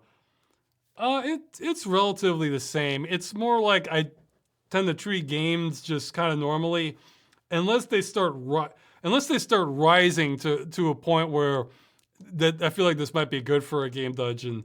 Like if the game's just baffling me, like well, like why would they do that, you know? Or just I can almost can't believe like what they're doing, or it's just incredibly antagonistic and not that well known. Then I start thinking about it more in game dungeon terms. Like, well, that's what happened with Bozo's Night Out, where I was originally we were gonna pick that as a candidate for Moon Gaming. I kept realizing that, okay, well, I'm gonna have to talk about this. I'm gonna have to talk about this too. And then just, you know what, I can just gonna make an episode on this one because it just fitted so well. And actually, there might be a lot of pain involved, but Death Trap Dungeon was giving me that kind of vibe too, where it's not impossible that might not that would get a game dungeon episode, because that there are a lot of moments I was seeing where that felt kind of like game dungeon material, where the game is so unapologetically hostile towards the player that I mean it becomes fascinating. You know, there's okay. Well, no, I don't want to get too far ahead because I'm going to talk about some of this, not Death Trap Dungeon, but some of what I was about to say in the next follow-up episode. So, which hopefully will be happening April now, since I'm going to be moving, and that'll probably be the first thing I do there. Ross, have you had any surreal experiences, like when something feels too real, when you look at a normal thing and have a gut feeling that something is off? By and large, no. Although I had to stop and think, and we sort of had something a little bit like that. I remember a few years ago we were shopping for like a new chair, and we went to this furniture store that used to be this area where there were several furniture stores, and instead they were all gone, and there was some construction going on, but there was one store open, and we went in, and then we went into the top floor, and it was kind of warm. It was kind of evening light. And I swear it was just 100% dead silence. I mean, not even just like ambient noise, you know, from a vent or something or outside. It was just like, it just felt 100% silent. And it was honestly giving me vibes like something out of Silent Hill. Like not the scary parts, but like the in-between parts. Like, you know, you see something scary and then there's like some wandering around. Actually, I think in Silent Hill 3, it starts off where it's sort of like evening light and there's just, you're kind of walking through empty areas part of the time. Yeah, it kind of felt like that. I mean, put it like this. Having a mannequin stare at you in the background would have just felt right at home in that environment. And then if you like turn around, look back, and then maybe it's closer, that sort of thing, you know. It was, yeah, it just felt weird. Yeah, there was no one else on the floor. There were no employees. It was just a furniture store just with 100% silent. And I don't know, in the evening. So it was, yeah, I don't know. But yeah, by and large, I almost never get that feeling. So maybe that's why I like it in movies, especially because I don't get enough of it. Did you have another dream?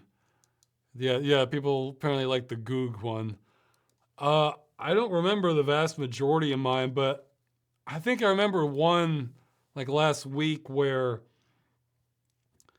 like, I think our place got the place we were living at got robbed, except it wasn't here. I think it was back in USA. It was also, for whatever reason, it was the 1970s, which I wasn't even alive then.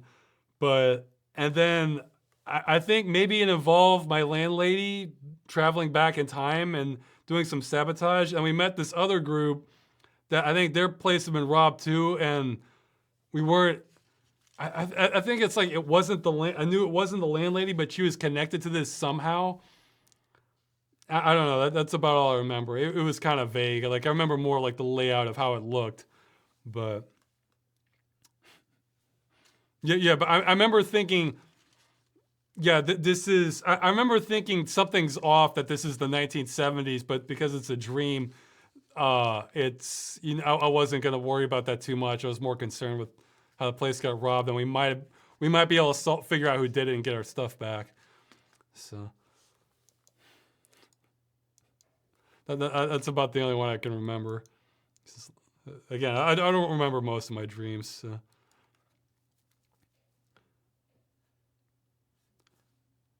How much can devs change a game from the time of purchase before a line is crossed, and should it become fraudulent? That's a harder question. I mean, well, obviously, if you cannot run the game in any form, I think it's a spectrum, because on one hand, that's one end of the spectrum where you bought a game with the expectation of being able to play the game, and you were given no date as to when the game would end, and you were sold this as a good and not a service. Like under the law, under the local laws of assault. So that's one end of the spectrum where this is inexcusable and it's just a farce that this is the norm, So that's why I'm trying to combat. At the complete other end of the spectrum would be the game's the same, but it has a bunch of bug fixes. Or they added just new features that everybody likes and you have the core game. Where basically no one's complaining on one end of the spectrum because they're all changes everybody's happy with. And the other end of the spectrum, the change is so egregious that it's kind of a mockery. The law allows this, so, and everything else is just a big gray area in between. So, however, I think most of them are kind of in the, well, no, you can have both. You can simultaneously have both where they add, hey, maybe the 3.0 version added a lot of great stuff, then they killed it and you can never play it again. So it's like even worse. It's like you get the best and the worst, but you walk away with nothing but the worst, So I don't have an easy answer for you. I guess if you can point to stuff that the game advertised as features it has, and then they took that away, maybe you could have a case there. But to me, that battle is just not worth fighting. I want to keep it black and white, So just with no, people didn't pay money with the expectation of having a game client that cannot run games. That was not what people paid. I think any normal consumer will agree that, or normal judge will agree, yeah, that's not the expectation people have as consumers of what they're buying. They expect it to work, the game to run, the game to run, not the game client to technically be functional, to just give you a screen saying we cannot connect. So, but, geez, there was something. Oh yeah, that's what I think France recently had a ruling on Uber saying that the idea that Uber drivers are self-employed, like independent contractors, is fictitious, is what they use, what they said. Well, the French translation. In other words, like they're controlling the work hours, they're controlling the terms of Uber's controlling terms of service. Going all this other stuff, but they're calling them independent contractors. Well, no, that's not what's happening. If you look at the preponderance of the evidence, so this is why I really want to focus in France for trying to stop games from getting killed. Because man, any victories could go a long way. So yeah, So yeah, I don't have a good answer for you. Again, it's the spectrum, and I'm just trying to stop the worst end of the spectrum. So, oh yeah, Veil of Darkness. I mentioned that was one of the better portrayals of an elder vampire I've seen. What attributes should a good elder vampire have? Uh, what is essential or detrimental to a story about one? What are some other great portrayals of an elder vampire? Well, I mean, the idea that you see in vampire mythology is that it's like, wine or cheese. It just gets better with age. They just get more and more powerful. So the eldest ones are the most. They're like demigods, whereas the young vampires, they maybe have a few abilities, that sort of thing. Okay, good portrayals. The actually, Vampire the Masquerade does a lot of that. Where like the eldest vampires, it's sort of shrouded in mystery, like what happened to them. The let's see, the True Blood that they show the older vampires being vastly more powerful than the younger ones. I want to say Underworld, but it's been a while since I've seen that. Yeah, I guess the one oh yeah, actually to some extent, what was it? It was this TV series. Oh my gosh, I'm blanking out on the name of it. Yeah, they call them the Strigoi in it. I'm sure somebody will Oh man, it's I think it was produced, maybe directed by I forget how to pronounce his name, Guillermo del Toro, the director of Blade 2. And basically, if you like Blade 2, you absolutely need to see this series because it's almost like, hey, let's just keep making Blade 2, except make it a TV series and what? And just technically not make it Blade. And that's basically what this. It was something like the infection, the strain. I think that was it. I think it was the strain. Yeah, they had a decent portrayal of other vampires and that. It also had, yeah, like one of the main characters is he's usually been a side character. He was, but he was in Harry Potter. He was also in Game of Thrones. He played like the janitor in Harry Potter. The what? Yeah, it also has the villain from Ant-Man in it. He plays one of the protagonists. But the older guy from Harry Potter, he steals the show pretty much. And the villain. The villain's pretty top rate. Yeah, I definitely recommend The Strain if you want more in vampires. Okay, what's well, Legacy of Kain kind of has that, where the vampires start evolving over time. So yeah, I guess that's I guess in the more radical vampire stuff, you want to have, let's see. Oh, has the chat not been keeping? Okay, good. The chat. I think the chat's keeping up. You want to have if the vampires are really becoming almost demigod like, what some stories usually do to kind of mitigate that is they've been around so long they could almost don't even care about the affairs of humanity. It's almost like they're just little pawns that they ignore for the most part because their mind's just in a completely different place than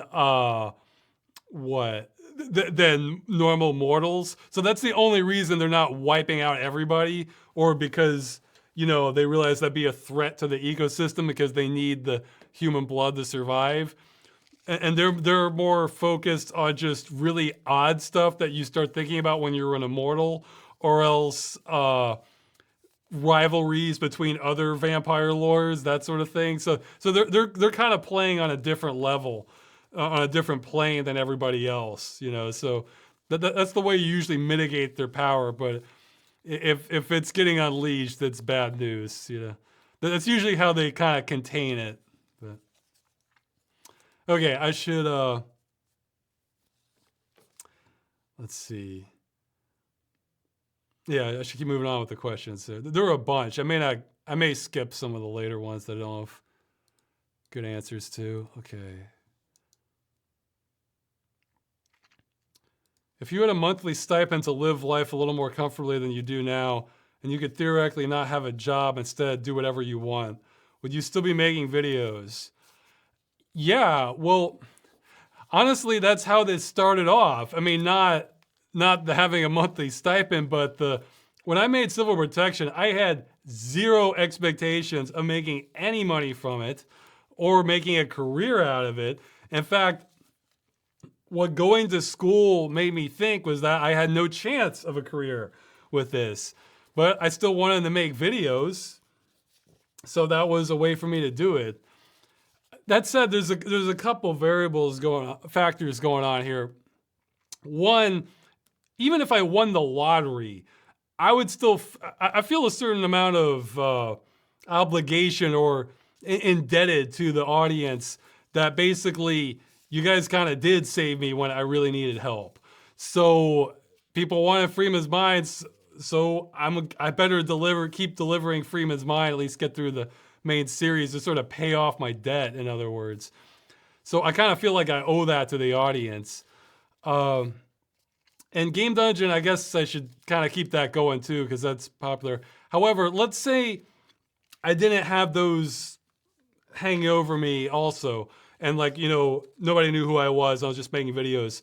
Yeah, I would keep making them, although I'd probably gravitate back towards stuff like civil protection, either civil protection or stuff like civil protection, or stuff more like the movie or other series ideas I have, where stuff that's like, it's a little more, there's like a small plots. I can kind of come up with whatever scenario I want, have characters, that sort of thing.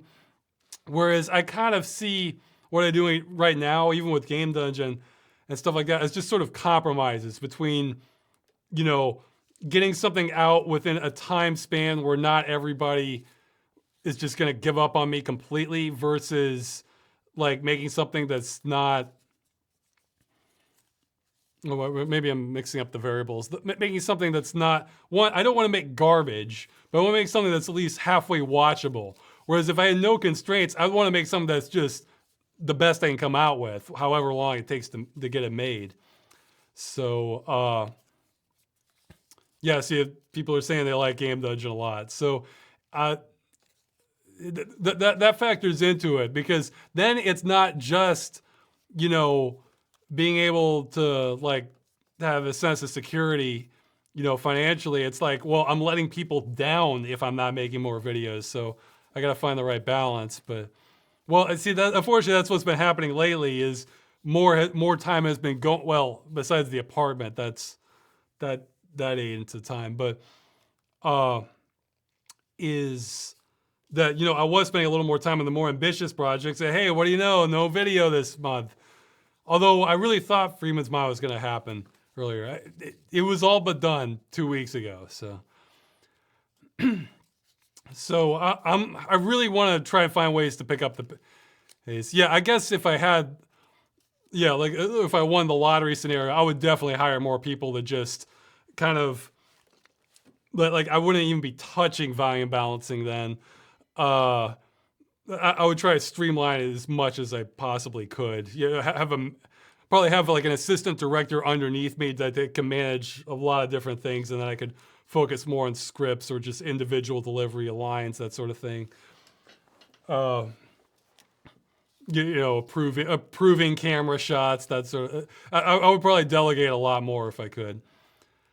So, well, we'll see. I'm taking baby steps with delegation. Like again, like I mentioned with the chart thing, but it's not as simple as asking somebody to help. It's like they have to really be on like the same wavelength with what you're trying to do too. Which even a competent person may, or not even competent, but like even a skilled person, they can be great, but they may not be the great match for your style, that sort of thing. So. Okay, but yeah, no, I'd keep making videos, but Yeah, if I had no restraints, then it would just be more creative stuff or more ambitious and creative stuff. But even without, but in my current situation, I feel like I still owe you guys. So I think I don't have, yeah, I guess that's the difference.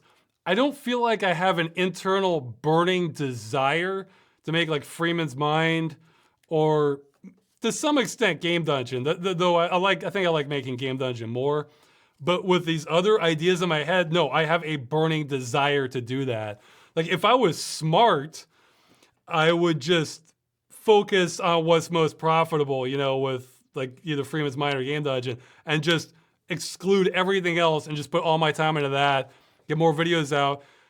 I guess ironically, more people would be happy with that. But so in a sense, maybe part of me is aware I may be acting a bit like a fool trying to pursue this more ambitious stuff, but it's just bothering me. Like I just, it's like, no, I think I can make something better that will kind of just would have a better impact, I think. Or so thanks for continuing to watch my compromises. That's what I'll say.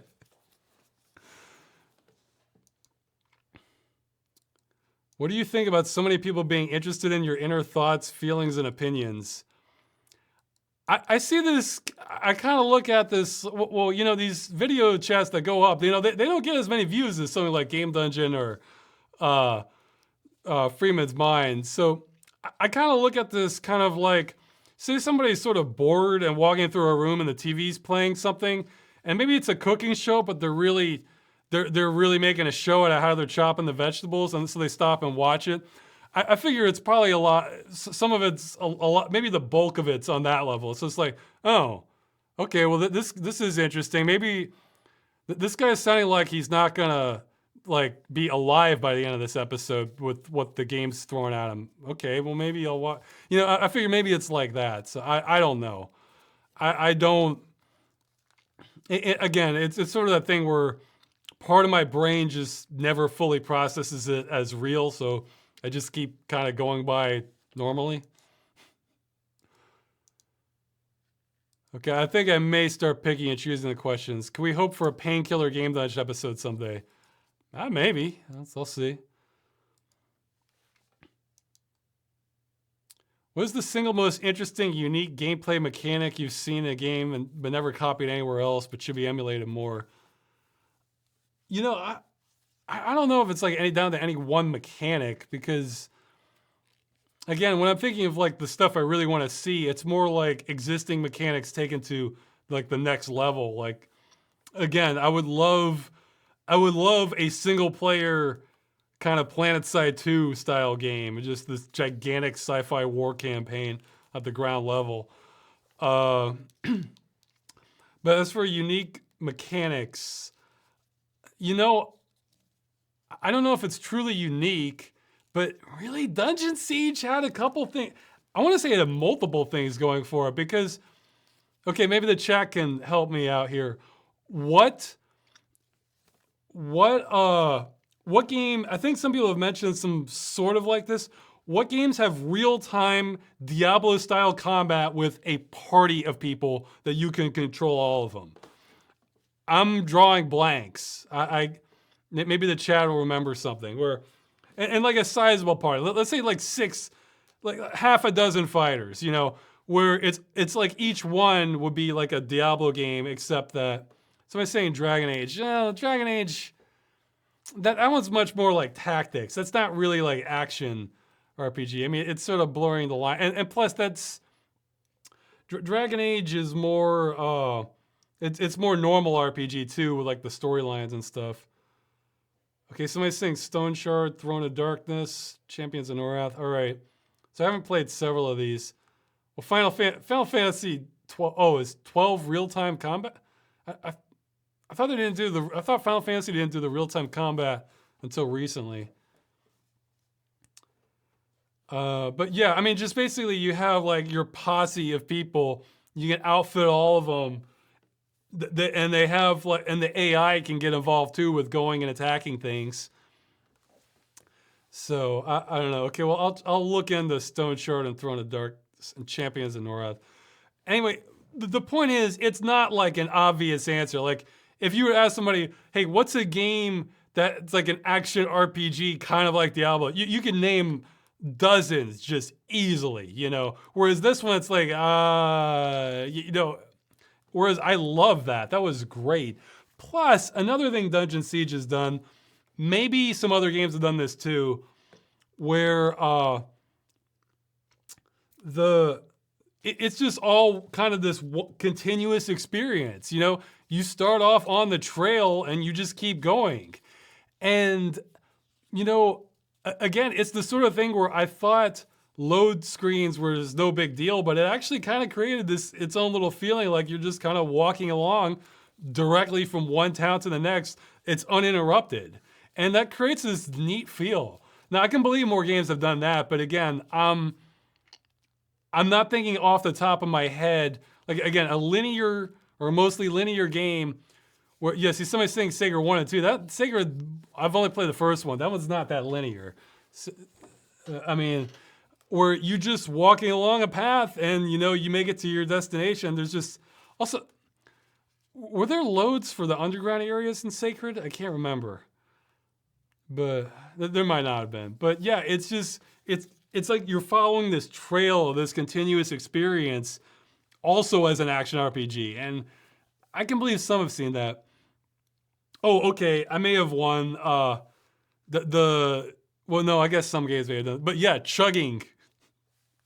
I'm not sure I've seen it done in games ever quite like Dungeon Siege did it, where, yeah, okay, you want to fill up your health? Fine, drink the red potion, like real time, drink it, you know? Okay, there you go. I thought that's perfect, you know, like for...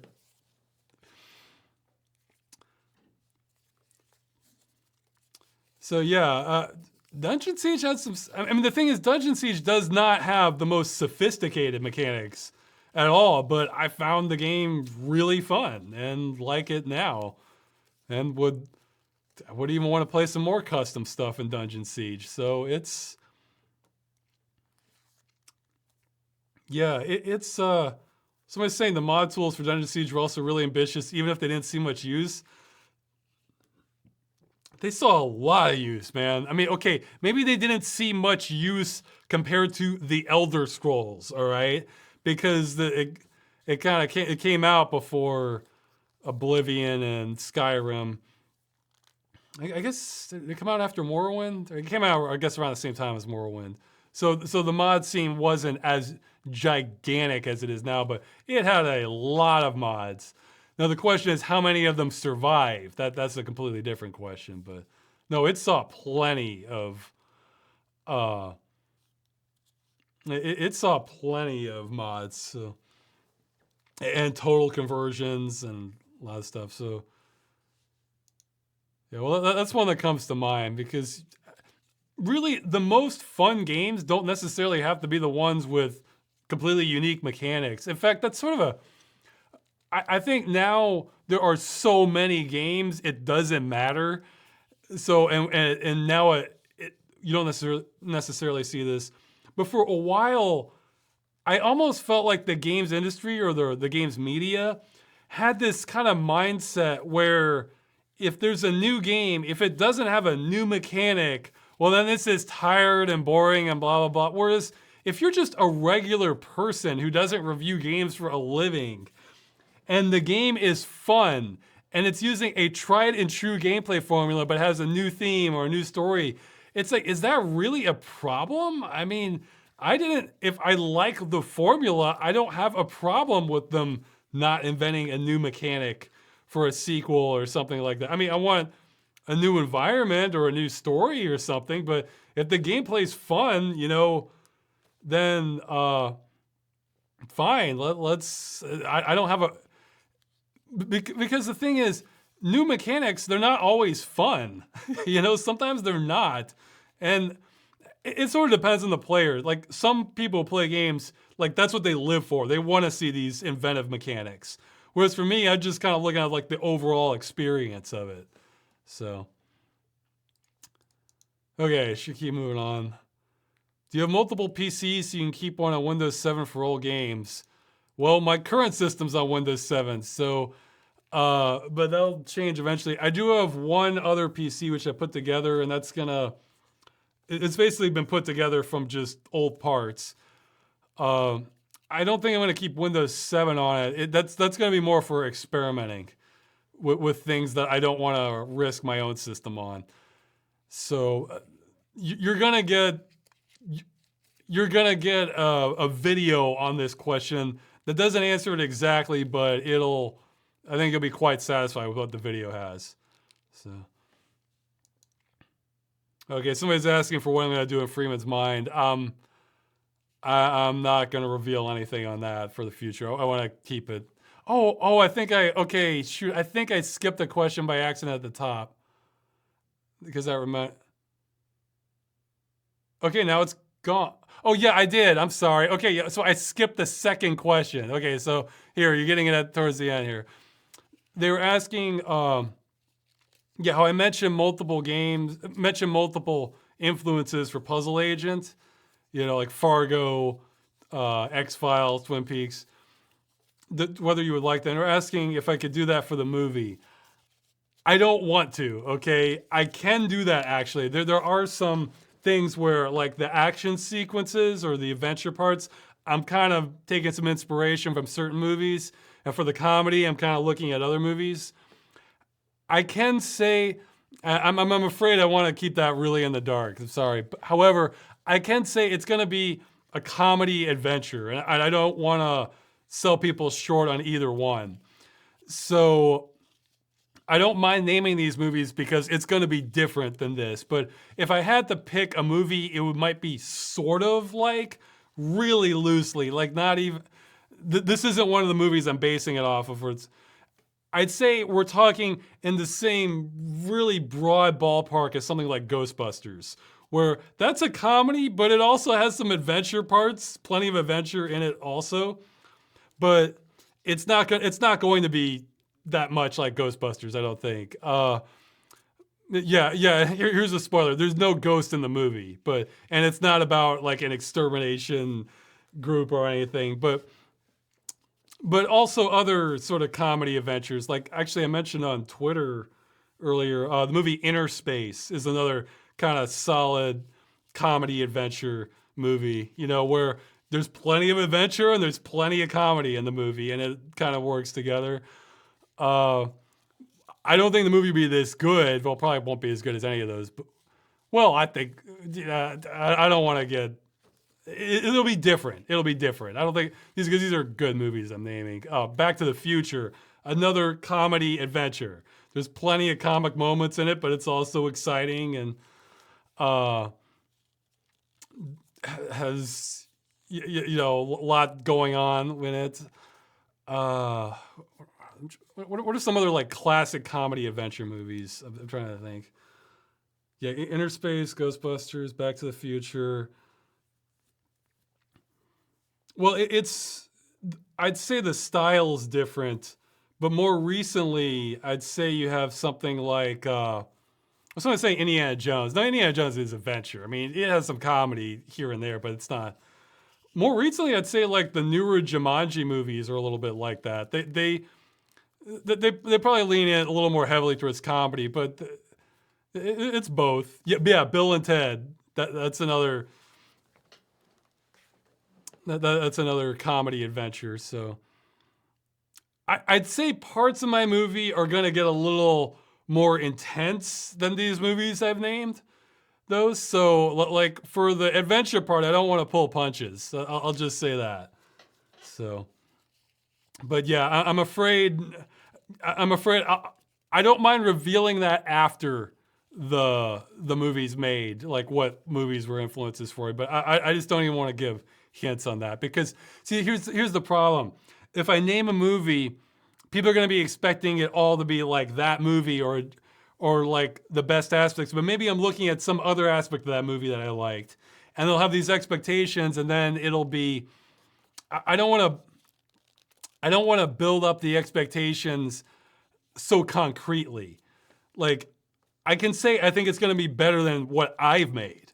So yeah, I'll build up expectations on that level. I think it's going to be the best thing I've made. But I mean, again, I'm naming some really good movies in there. So, oh yeah, somebody's mentioning Pirates of the Caribbean. Yeah, that's a closer kind of because it has adventure and it has comedy in it in pretty equal measure. So, okay, so yeah, I got back to that. So I missed the question, but then I just my brain sort of skip. Yeah, if you don't want me to, sometimes these replies under the existing questions make my brain start filtering things out. So then I skip the legitimate questions by accident. Okay, so lost my place. Let's see.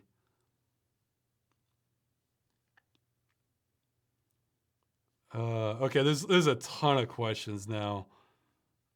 The man, yeah, I'm gonna have to get pickier. Okay, so I'll just pick the ones I can kind of answer easily here.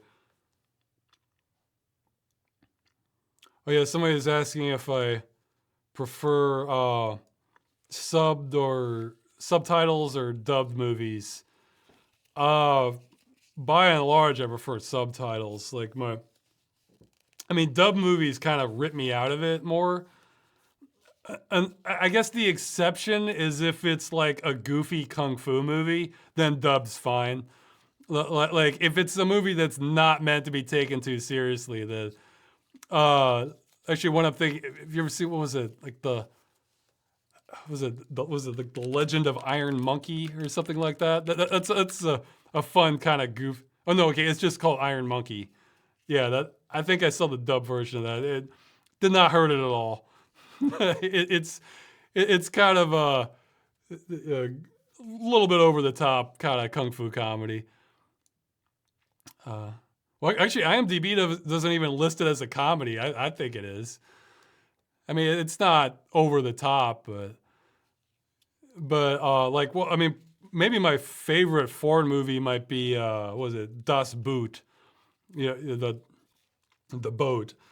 And like, I think that would take away a lot of it if it was dubbed. But I don't know. I only saw the subtitle version. But yeah, it just it throws me off more seeing dub stuff. Whereas if it's just a goofy movie anyway, then dub doesn't hurt it that much.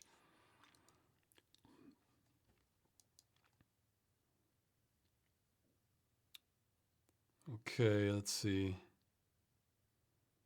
Do you have guilty pleasures? Something you enjoy but people, most of the majority hate on or video games and cartoons? Not really. I mean, I'll pretty much own it. I will say a future game dungeon. I I'm not. I absolutely like the game, and I can't tell if it's me just blinded by the parts I like, and that looking at it now, this game doesn't hold up. So I'll let the audience decide when I get to that one. But no, I mean, if I like it and you don't, well, I'd still like it. So does it? Well, yeah, actually, some that's kind of the case for me with yeah. I mean, guilty pleasures implies like I feel some guilt about liking this. No, I don't. I can't think of an example of that because it's like I either own it or else I'm not that interested in it. The but however, if you don't like it, that's fine. You know, I mean, that's actually kind of how I feel about VR, where I love the concept of VR, but if people really don't like it and aren't interested in it, fine. That's not. I'm not trying to convert people actually. So, uh, you explore the idea of short story writing.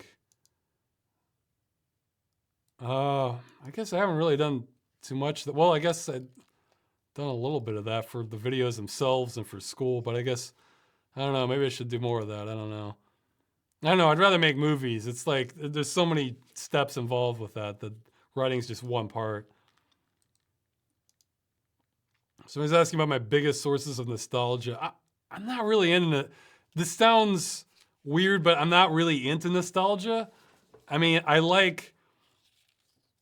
mean, I can enjoy old games because sometimes they do things that are really interesting or fascinating, you know. And if they're ones I played before, then sometimes I'm going back to see, oh, well, does this still hold up? You know, it's not just I don't know. It's nostalgia feels kind of weird to me because it's like you're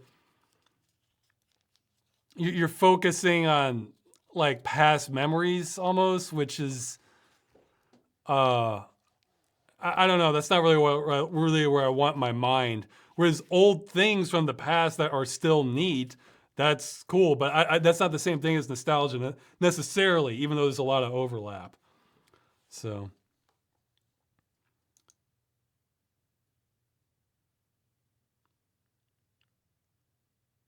Okay, somebody's asking my controls. Yeah, I use ESDF for first-person shooters and Realms of the Haunting. What are your binds overall for first-person games? Okay, right mouse click button is usually jump. Middle scroll button's usually duck. Actually, Half-Life's the game that got me to do that because Half-Life wants you to do that quick duck as soon as you jump, so I want it like a quick succession. Space is usually my use key. If it applies, A's usually flashlight for me. B's usually some extra function. Yeah, right. Yeah, left mouse side button is usually like a zoom or aim key if that applies. The right one is usually I use for the right one because because I'm a freak and use all my fingers on the mouse. You know, so I'm using stuff with my pinky finger also. That's usually you use that for like throwing things or a grenade. Let's see, G's one I use a lot, but it varies a lot in games like what functions that they have. So left shift is one I usually use that for running. That one's common. V is usually I use for holster weapon or go prone depending on the game. Yeah, B I sometimes uses like it's like a select like a super weapon or something like a cannon and what like in Serious Sam. W it just depends. W can use like be like switch weapons sometimes. Q can be health if it's like see games have so many different functions it varies, but you get into like the less common ones. Some it gets just ridiculous, like how many functions that you have to pull up. Tab is usually a map key for me for games that have that. I don't know. I guess I'm running dry now on which one's the.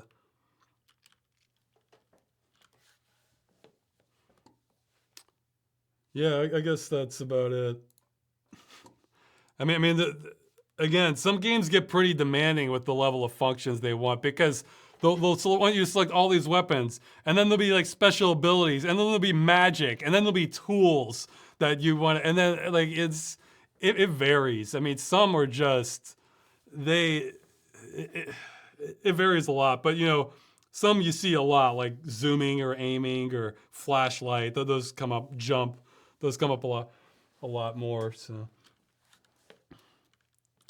Yeah, I wouldn't mind like a custom keypad, but I don't know. I feel like if I get a keypad, I want like an analog one. So for other games, but I've heard of analog keyboards at this point, but not for an analog keypad. So, all right, more questions. I think I accidentally clicked off from where I was supposed to be. Oh wow, I totally did. Did I close the window while I was doing that? Okay. Here, search ESDF. All right.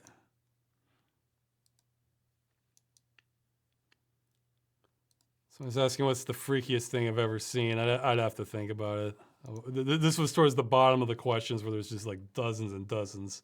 So I didn't get to see that one earlier. Oh yeah, somebody's asking if Duke Nukem 3D was an awesome game for its time. Duke Nukem Forever took 17 years to be completed. As a result, it's completely overcooked and outdated for the way first-person shooters had gone. In that respect, do you have any thoughts about what point Duke Nukem Forever should have been feasibly been released? and when Half-Life 3's release should have come. Well, I guess, yeah, Half-Life 3 should have been out by now. Well, Half-Life 2 Episode 3 should have been out. But I guess, what? They did the episodic thing to move faster. So if they had, even if they had problems, I'd say probably, let's see, when did Episode 2 come out? Was that, what, 2009 or something? I'm sure that, I'm checking. No, it's 2007. Okay, so no, they probably should have had Episode 3 out in 2009 or 2010. And Half-Life 3, I mean, let's see, how long did they take for the first one? Like 6, well, 2 was like 6 years. So maybe, I mean, depending on how ambitious, I'd say probably they should have had it out between 2016 and 2018, somewhere around there. I mean, I think they'll give them some time to get stuff done. And if they didn't want to do it, they could contract the team that did, that they trusted, you know. Let's see. Well, yeah, StarCraft was another one that, yeah, well, I think that's what happened was it was all hands on deck for World of Warcraft. Oh, yeah, but what point Duke Nukem Forever? Well, that's easy. If you look at the E3 2001 trailer, dude, that was just, however long it took after that, that's what they should have done. They should have just stayed with that, stayed with the engine, because I think they started off with the Quake 2 engine, but they found it had a lot of limitations, so they switched to Unreal. That was a good move, because Unreal opened up just tons of options for them, I think. But they should have just stuck with that. Look, even if it had been years later and the graphics look a little more dated, they could have maybe done a little bit of touching up. People would not have complained for what, if it was like that trailer, nobody would have complained, or all the reviews would have said, yeah, okay, the graphics are a little dated, but wow, this is fun. I've never seen anything like this. This is incredible. You know, so it's like they would have just, yeah, somebody's mentioned Shenmue 3, and I never really followed the Shenmue series, but yeah, there was a gap between that.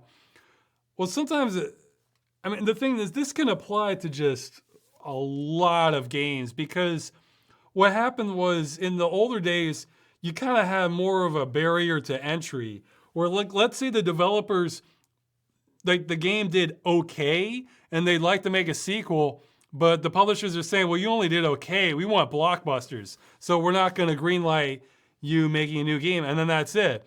Then crowdfunding comes along, and suddenly Star Citizen starts breaking records for how much money it raises, because the industry decided, you know what, we're just not going to put out those spaceflight sims. Nobody cares about that. So they got to suck up all the money that would have been going if, like, mid-tier studios have been making more spaceflight sims. So by that time, that subgenre of fans, they're just hungry for that kind of game. And so Star Citizen's coming along, and it shows that this is like a repressed kind of desire from gamers for that kind of game.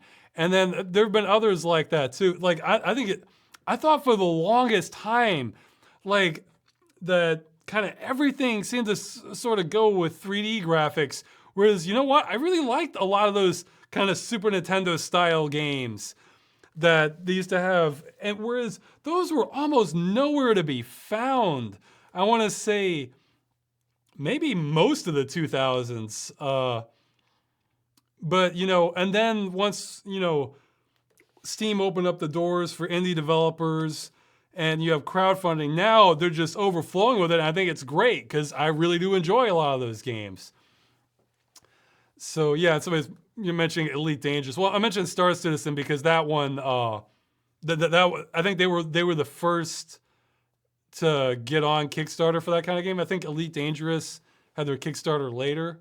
But yeah, Elite Dangerous is another perfect example of that sort of thing. Whereas you have all these niche genres that, yes, you're not going to sell 50 million copies or whatever it is, but if you keep your budget under control, the people who like those kinds of games, yes, they're going to buy them and they're going to enjoy them.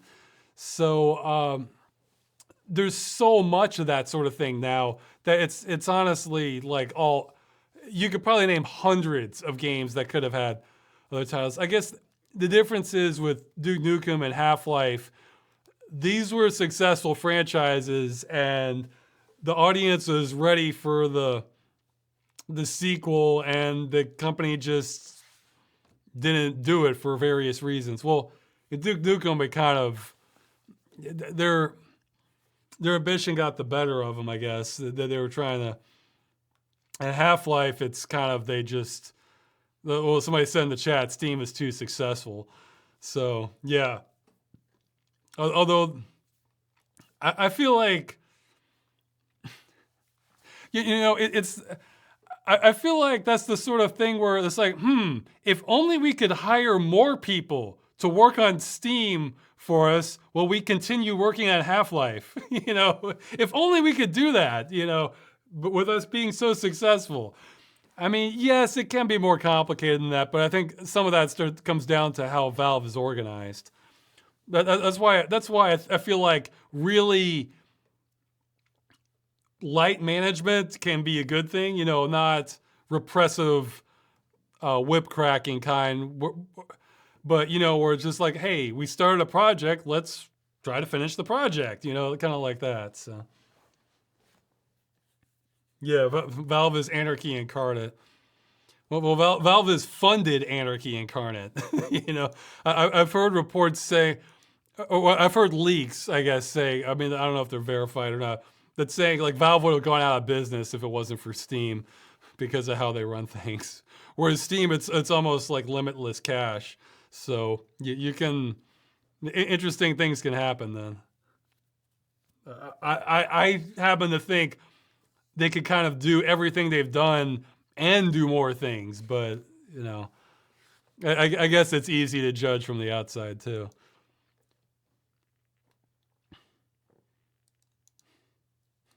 I guess I feel like I could do a lot more if I had employees.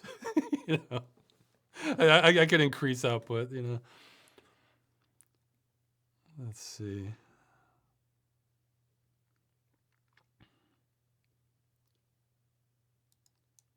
So he's asking. Okay, well, I think some of these are repeat questions, so I'll skip. One's asking my favorite philosophers. Probably would need to learn more, though. I agreed a lot with what Sartre said. So let's see. Did I ever consider joining the military? No. I mean,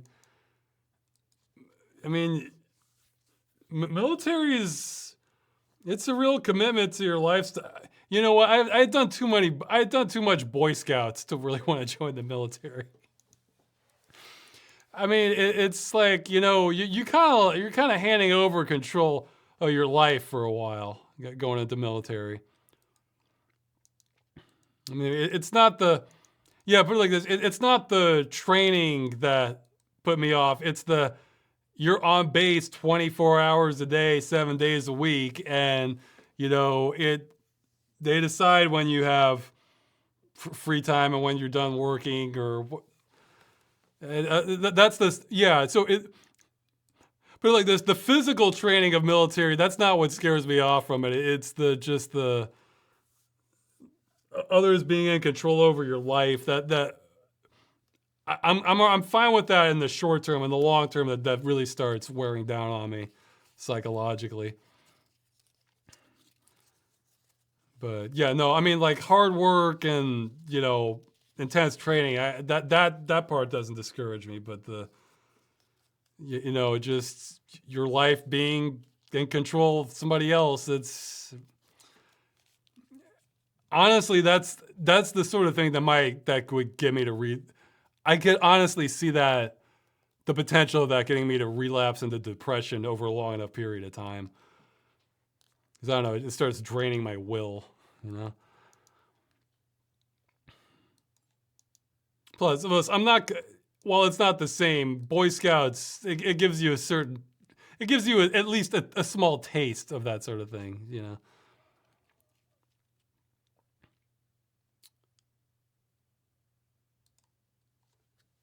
Okay, it's asking for graphic adventure games, do you enjoy hand-drawn sceneries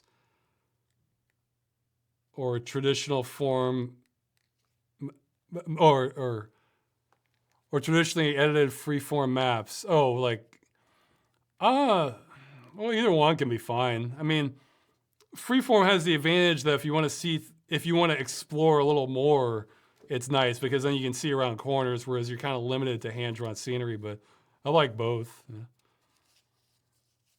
George wants me to say happy birthday, George. So I feel like I should refrain from that too much, from that a little more though, because then it's going to be nothing but requests. So he may have gotten lucky. But status of Gorilla Gong, somebody else is handling it now, but he tends to take on too many projects. So it might be a bit comatose at the moment, I'm afraid. I just got too busy for it. I was hoping it would have more of a, it would kind of be a central location for machinima stuff, but what happened was things got even more decentralized. And there didn't really seem to be an interest in kind of rekindling it, so.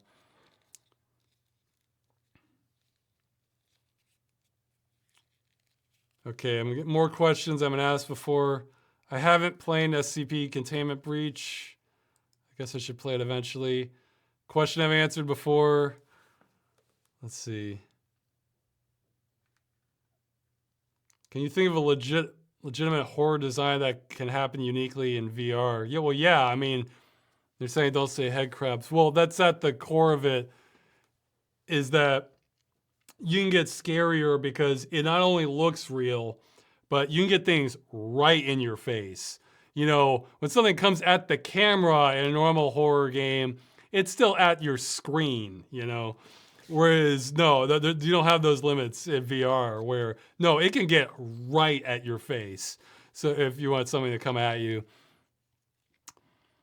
But, and it's just a higher level of immersion in general, you know, where it's not that I'd say it's so fundamentally different. It's just that it's that much more intense.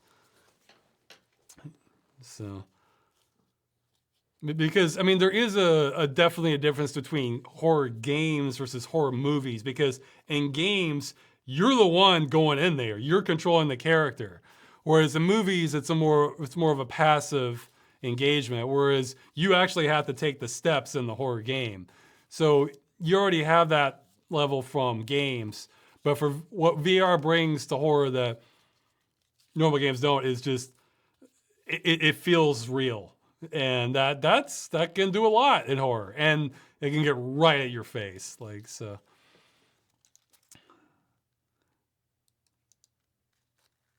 Someone's asking how I've been. I have been busy. Stress levels medium, but I'm super encouraged about the apartment. I haven't found. Okay, even if it does have some major problem, I don't think we've even looked at one this promising. Like, but like this, I would not be shocked if it was like twice the rent that they're asking. If like, then I mean, yeah, I could see. I know there's plenty of apartments like this that exist, but just not at my affordability level. So we'll find out what the problem with it is, or if I just got incredibly lucky. You know, it's funny, in the last chat, people were asking if I could redistribute my stats, and I said I'd move them more towards luck. I was thinking, oh yeah, I might actually I remember later I might actually take it a point or two off of endurance and put it into luck, because I have really high endurance. And I'm not sure I need it as high as I have it. It's like, yeah, I could burn a point or two for more luck. I looks like I got luck this time, so that's great.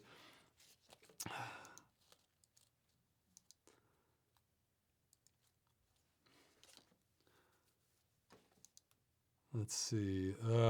More questions. There's a lot of questions here. Someone's asking, what's the donation amount you need each month in order to not worry about rent, food, survival in general? Well, that shifts. It's not just that. See, I guess the thing is, like, let's say I get the donation amount and YouTube income, and I'm meeting expenses exactly and nothing over. Well, that's going to have me worried because it fluctuates every month.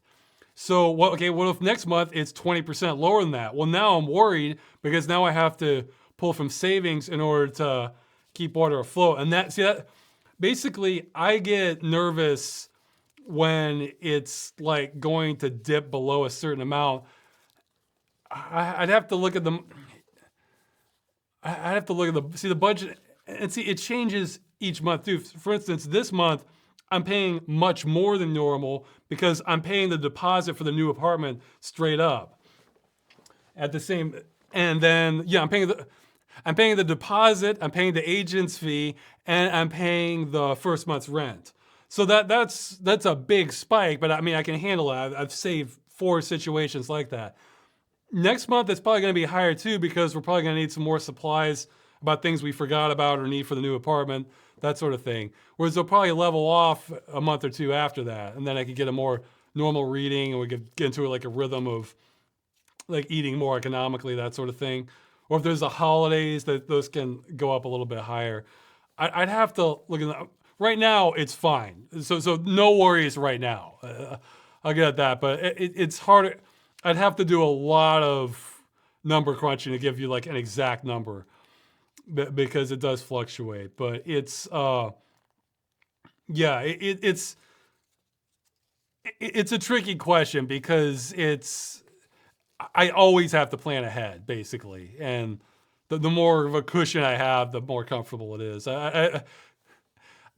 I'm sure if I spend enough time, I could figure out like the exact number that like where the worrying exact point is. However, even then, it caught me by surprise that real estate prices are going up so fast. I mean, 20%.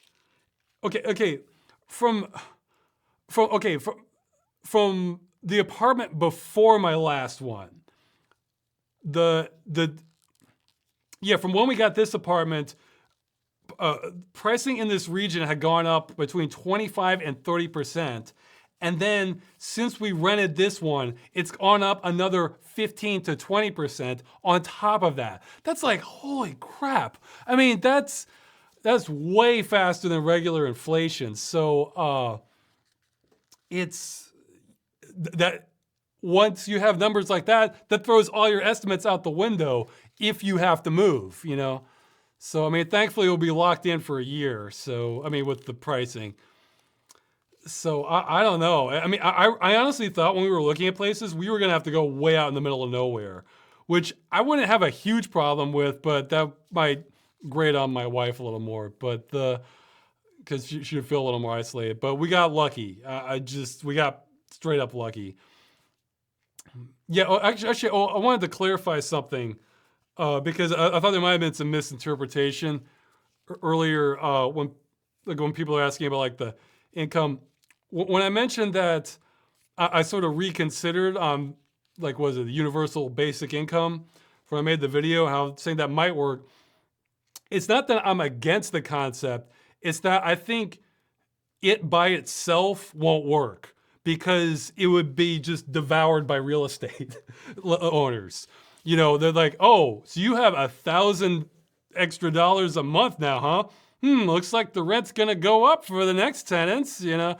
Or after your contract's over, I think we're gonna have to renegotiate. And I think that would level out over time. So maybe it wouldn't be a one-to-one thing, but maybe over the course of 10 years, like the average cost of an apartment has gone up, like, let's say $850 a month more than it used to be over a period of years. So it would be a giant initiative to transfer a bunch of money to people who own real estate, basically. That doesn't mean it's not a good idea, but it means that you need protections against that. So, don't get me wrong. I am not against universal basic income. I'm against unprotected universal basic income where, it's because, again, 10% inflation a year, this is without basic income here. So that's like, that can just happen on its own. So it's complicated. So I have no idea where to begin how you could control like rent prices, so that basically rent and food especially are like the most important things, because again, if luxury items get inflated, fine, who cares, you know? But you know, for a place to live, that's pretty essential. So what you don't want is the, you know, what I call the Red Queen syndrome. You know, in Through the Looking Glass from Alice in Wonderland, the Red Queen is running just so she can stay in place. That's what you don't want from basic income. So I think it's fine if you can make a compelling argument that no, it won't play out like that because of X, Y, because you'll have protections from this happening. So yeah, but that's nuance. We all know how well the internet handles that, you know. Being for something if this is also true, you know, that's gonna lose like half of people right there for the internet. So. All right, man, there's a bunch of questions. Let's see. Someone's asking about delis. I don't know if anything too much. Okay, I'm getting to the last one. So you can put 3 equal signs before your question. I'll start taking live ones in the chat in just a second. People are asking if I played general games. I still need to play Dark Souls. I don't have a copy of that one yet. I'll have to wait till it gets real cheap. Although I'm not sure which version I should be playing. So, because I think I heard like the Prepare to Die edition is better than the new one, but they don't sell that anymore. So maybe I should have a copy of the new one and then pirate the old one, or I don't know.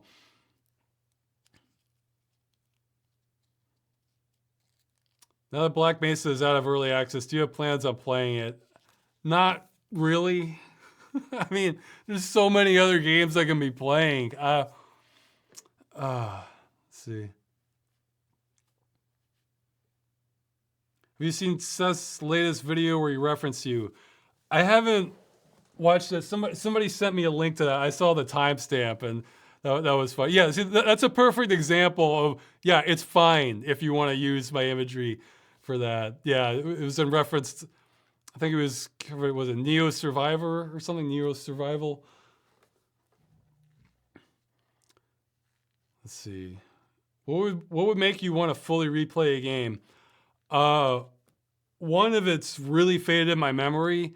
2, if there's just like a really different way of playing it. Like there's a lot of stuff I felt like I kind of wanted to take a second pass at. 3, just the fact of it being in VR, like so I can explore the world as if I'm actually there. That alone can make me want to look at it again.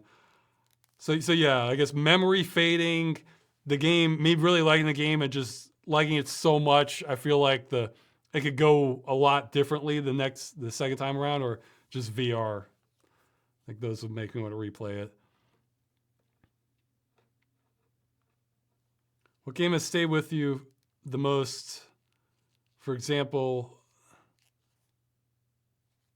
what game has stayed with you the most, for example, wanted you to read outside of it with books or comic books? I think we're missing a word there or two. Let's see.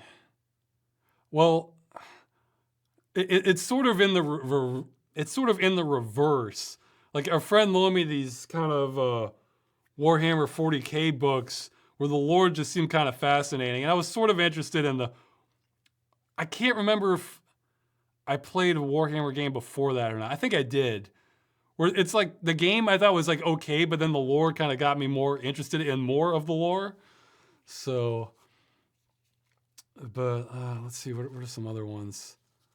Well, I'm definitely interested. I need to just get over the learning curve to it, but I'm definitely interested in, was it the Sunless Sea lore going on there? But man, that learning curve is a deterrent for me. So, are you planning on covering Flashpoint, the Flash Game Archiver? And somebody say he's surprised I haven't mentioned Flash on Dead Game News. Okay, I could swear I have, or else it was either Dead Game News or else it was one of the follow-ups where I said that Flash is dying, but Flash in itself isn't the problem. It's that people were hosting these on websites, and a few of them had online dependency. That was the problem. And I think what I said was, it's like, oh, I said something like, it's like if you had a home invasion, and Flash was guilty of the home invasion, but they were not guilty of killing the hostages. That was somebody else. So that's I don't even remember what video I sent. It was either, I want to say it was either a follow-up or a Dead Game News. The reason I haven't really talked about that is because, in my eyes, Flash games themselves were never at risk any more than any other platform.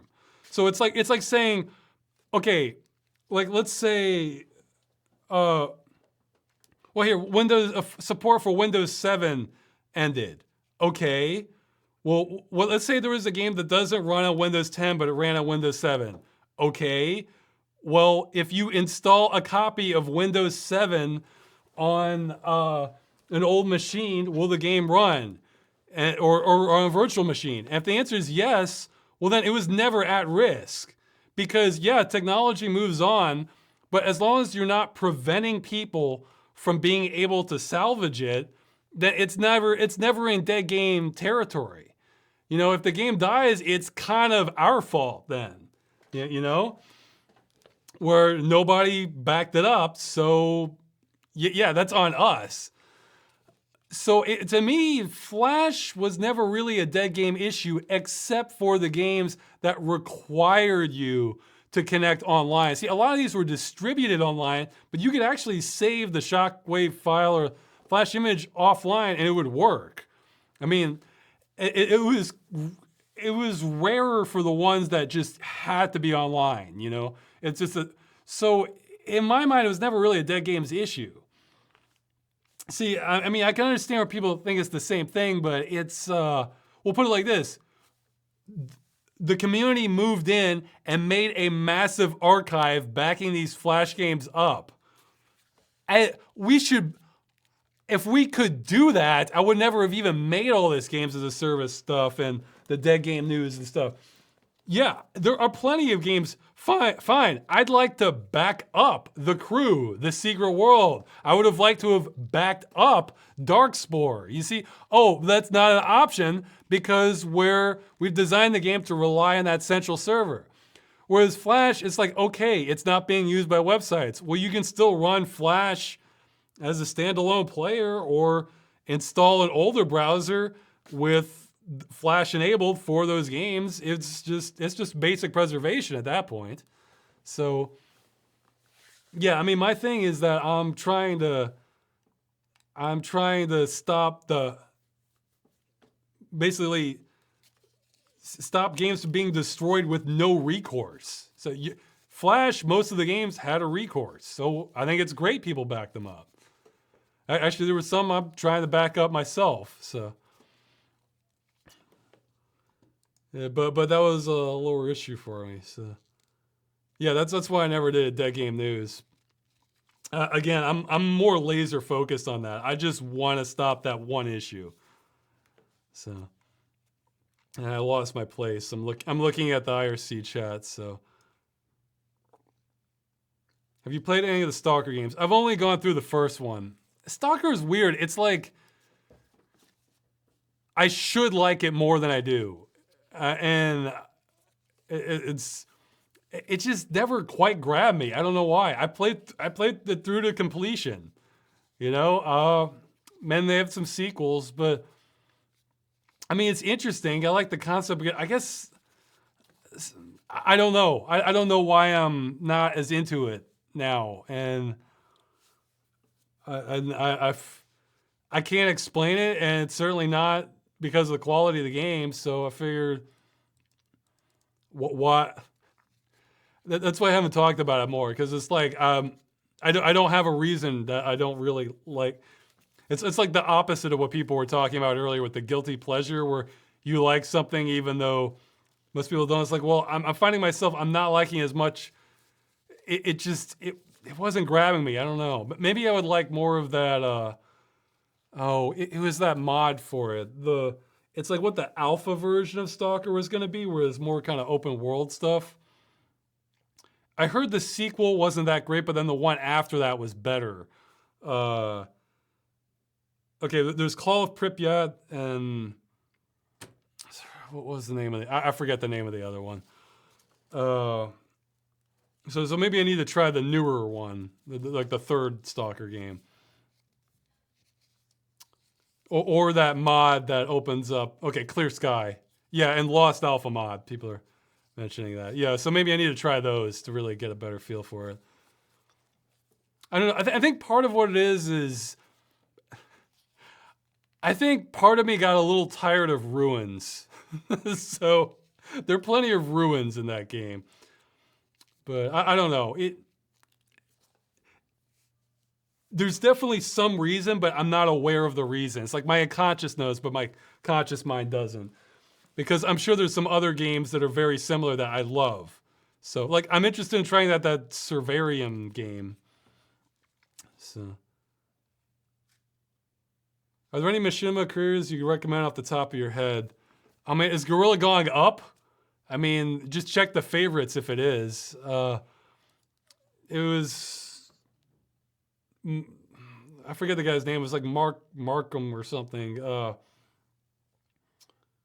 Man, I hope Gorilla Gong's up. If the favorite section isn't, then at worst I'll make like a forum post to that later so we can have a more permanent record of it. Let's see.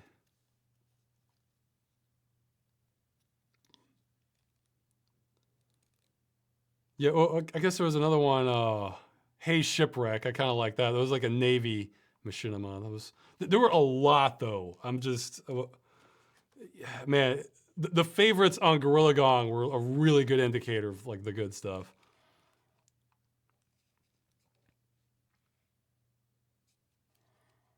Assuming you had nearly limitless resources, think Rockefeller levels of money. Describe your perfect game you'd have made. Oh man, that's. I'd be busy on a whole different level then. Yeah, because if I have that level of money, I kind of feel like I have an obligation to kind of fix more things than just games. But what? Okay, but just for games, well, I'd probably get that Planet Side 2 single player game, but that could also support multiplayer made. Man, some stuff's pretty close already. I'd want something that's sort of like, yeah, okay. I'd take the sort of simulator MMO to like the next level. Something where, like what Microsoft is doing with like the new Microsoft Flight Simulator, where it's like they basically mapped out the whole world and they're using Bing Maps and AI generation to fill in the gaps. Well, fine. Let's have some car stuff too in there. And I mean, I'd want a driving game, but make it so people could contribute a lot of stuff. Like, hey, let's say you're going through your hometown, you can submit like I'd have to think about it, but like you could have basically get the community involved a lot more, like where they could submit like either stories or okay. Well, that's, I guess, local culture stuff that contribute to that. But here, I had a more generic idea.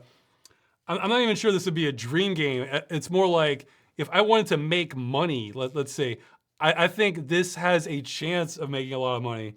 Because I'm thinking a lot of MMOs will have like their diehard audience, but then one problem is like the developers can only make content so fast. And then when they release a new expansion, it just gets kind of devoured by the community almost immediately or within a few weeks. And then they're kind of back to where they were, where they're just finding ways to kind of keep entertaining. I would make it so that you have your base game and then they would release expansions, at their own pace. It might take a few years, but then they could also have basically the release all sorts of developer tools for it, so that the community can kind of make their own. They can make whatever they wanted in their own private area, but then they could submit stuff. Like, let's say you want a new area or a new quest line, and you submit it to the company, and then there'll be somebody looking it over and approving it, or saying, well, almost, but we need changes on here and here. And then if it gets approved, they would pay them a fee. I don't think they could do percentages because it would be perpetually adding content off profits. They could pay them a fee, and then that would go into the core game. So you would have, but it would only be the best stuff. Like, it would be kind of a competition to see, like, well, I mean, and then that, so you can keep expanding areas, having new quest lines, or like, let's say they like all of it, but then they feel like they need like voice acting or something. Well, then the company could lend some resources for like the easier stuff. So you would have kind of perpetually new content for the community. I guess you'd have to figure out ways so that wouldn't be overwhelming for new players, but then they could have the core game. So, I mean, I feel like there's a lot of potential in that, because the community can kind of do, I mean, look at the mods for something like, again, like Elder Scrolls or something. Whereas if you could have the best of that be an official part of the game, and then maybe even have like a separate server where anything goes, almost. I mean, within certain bounds. You don't want like just exploding, like let's say nonstop explosions everywhere, so it's just complete chaos. But I mean, is you can kind of bend the rules a little bit more. Do whatever you want in private areas. Have a core game where that's been really filtered and vetted for what gets contributed, and they'd pay people to contribute it. I think I think that might be the future for MMOs. But yeah, we'll see. Okay, more questions. But yeah, if you're talking about like if I had like tons of wealth, I wouldn't want to make just one game. I'd rather just make like a ton of different things that I liked. But yeah, I mean, I'd want a platformer, a driving game, a kind of more adventure or RPG kind of thing. So I'd probably want to get a lot of different things out, but just with like different themes or kind of core concepts, and then just let them be developed. Are there any other full motion video games you love besides Phantasmagoria? Or games that have a lot of live action scenes? Well, Rama. I'm trying to think of ones that like I really liked. Yeah, well, Phantasmagoria 2 is the one I really liked, but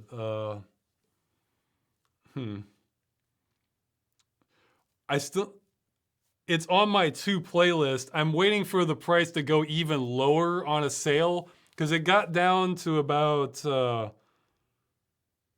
I guess it got down to like $10, maybe a little less. What was it, Quantum Break? I'm interested in that. I haven't played it, but I know that one has a bunch of live action scenes. And I kind of like that idea where it's like you have a normal game, but then you break up the story with a lot of live action stuff. So I don't know. I guess I'm drawing a blank because I'd have to think of more. Maybe the chat will have more ideas for what are some other good live action ones. I have a couple on my games list, though I think one person was saying one wasn't that great because like one of the actors died, so that they had to change the whole plot, and that kind of undercut the ending. Yeah, so I was saying Tex Murphy. I still haven't gone through those. I don't know. It's like I've never been that big into film noir, and that was sort of the vibe I was getting off of it. I mean, I guess I played the Gabriel Knight sequel. It was okay, Beast Within.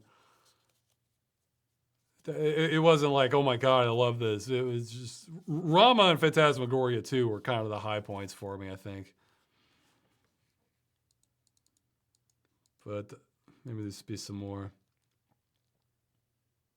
Have you talked about licensing in racing games? They all seem to have like a 5-year shelf life before they're pulled from sale. I didn't know that, actually. Yeah, that's true. Like a lot of the old dirt rally, a lot of the old dirt games, you have to like buy the hard copies of. Yeah, that's kind of a mess. But as long as they're not making it impossible to get a copy of, that's sort of prime territory for abandonware, you know.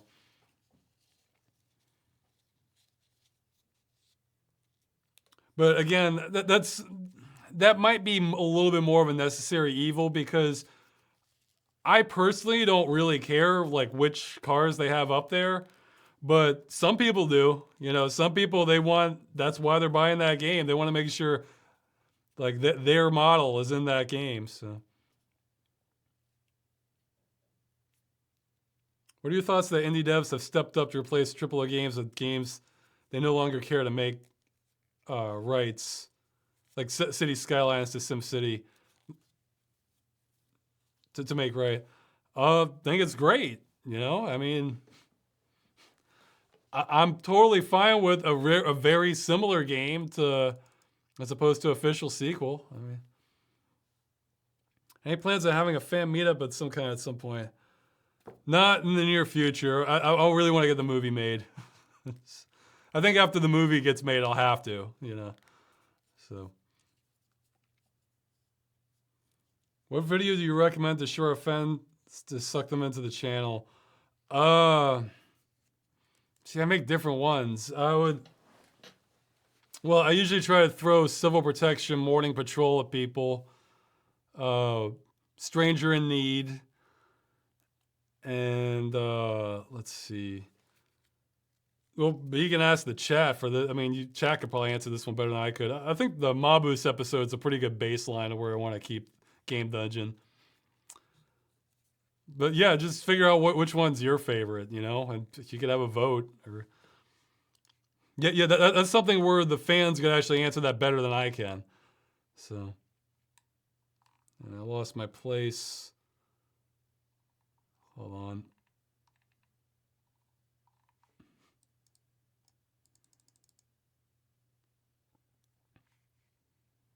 Uh-oh. Oh, okay. Well, somebody's saying years ago he gifted Carmageddon Complete Pack for Steam and is still unclaimed. Did that include the new one? If so, I guess I wasted $5 when I bought it. or geez, it might have been less. $4 maybe. 15 divided by 3.9.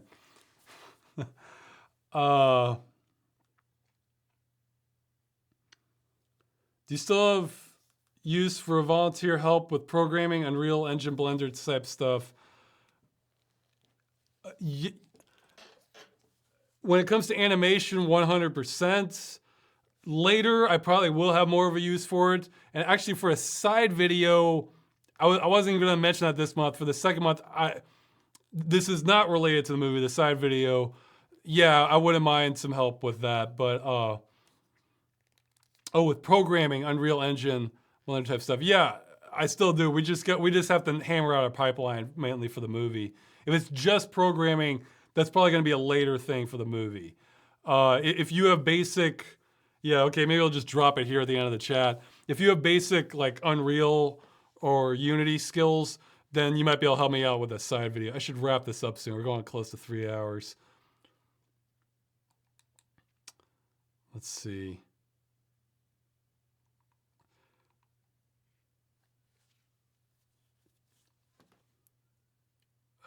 Lost place here. Sorry if I missed a question. I lost my place again. Okay.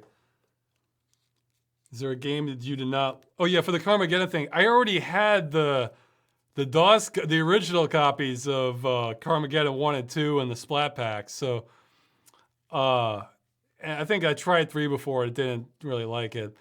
So, well, maybe I'll give that away then if it's an unclaimed one as a future thing. I do that if people give me games that I already have a copy of or that I'm not that interested in.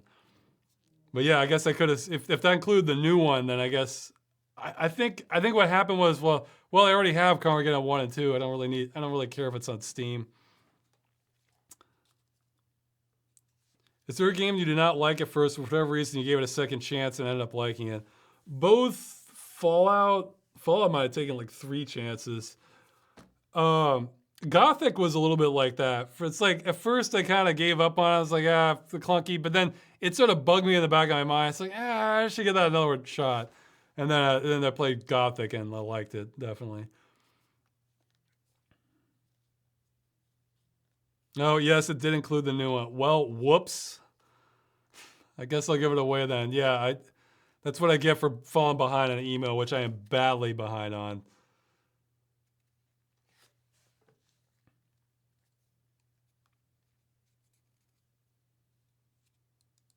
Okay, so somebody's asking a question I got answered. Okay, well, that's a good place to end it then. Yeah, okay, so may or may not be a video chat for April. For sure there'll be on May. I'll just probably schedule it like middle of April and see if I can make it. Yeah, maybe around tax time or something. Well, taxes are different for me because I'm out of the country. You get an automatic extension then, but it's still, well, yeah, no, if you don't owe money, So, yeah, okay, so Freeman's Mind coming. The sound effects better get done for the next one. I'll bug Otto if it takes too long. The end. What? Big side video coming up. If we're lucky, 2 Freeman's Minds this month, and then I'll probably be going dark for a while. But I'll be working on Game Dungeon, so I'll be working on Game Dungeon in the dark. And yeah, that's my email up there if you want to contact me.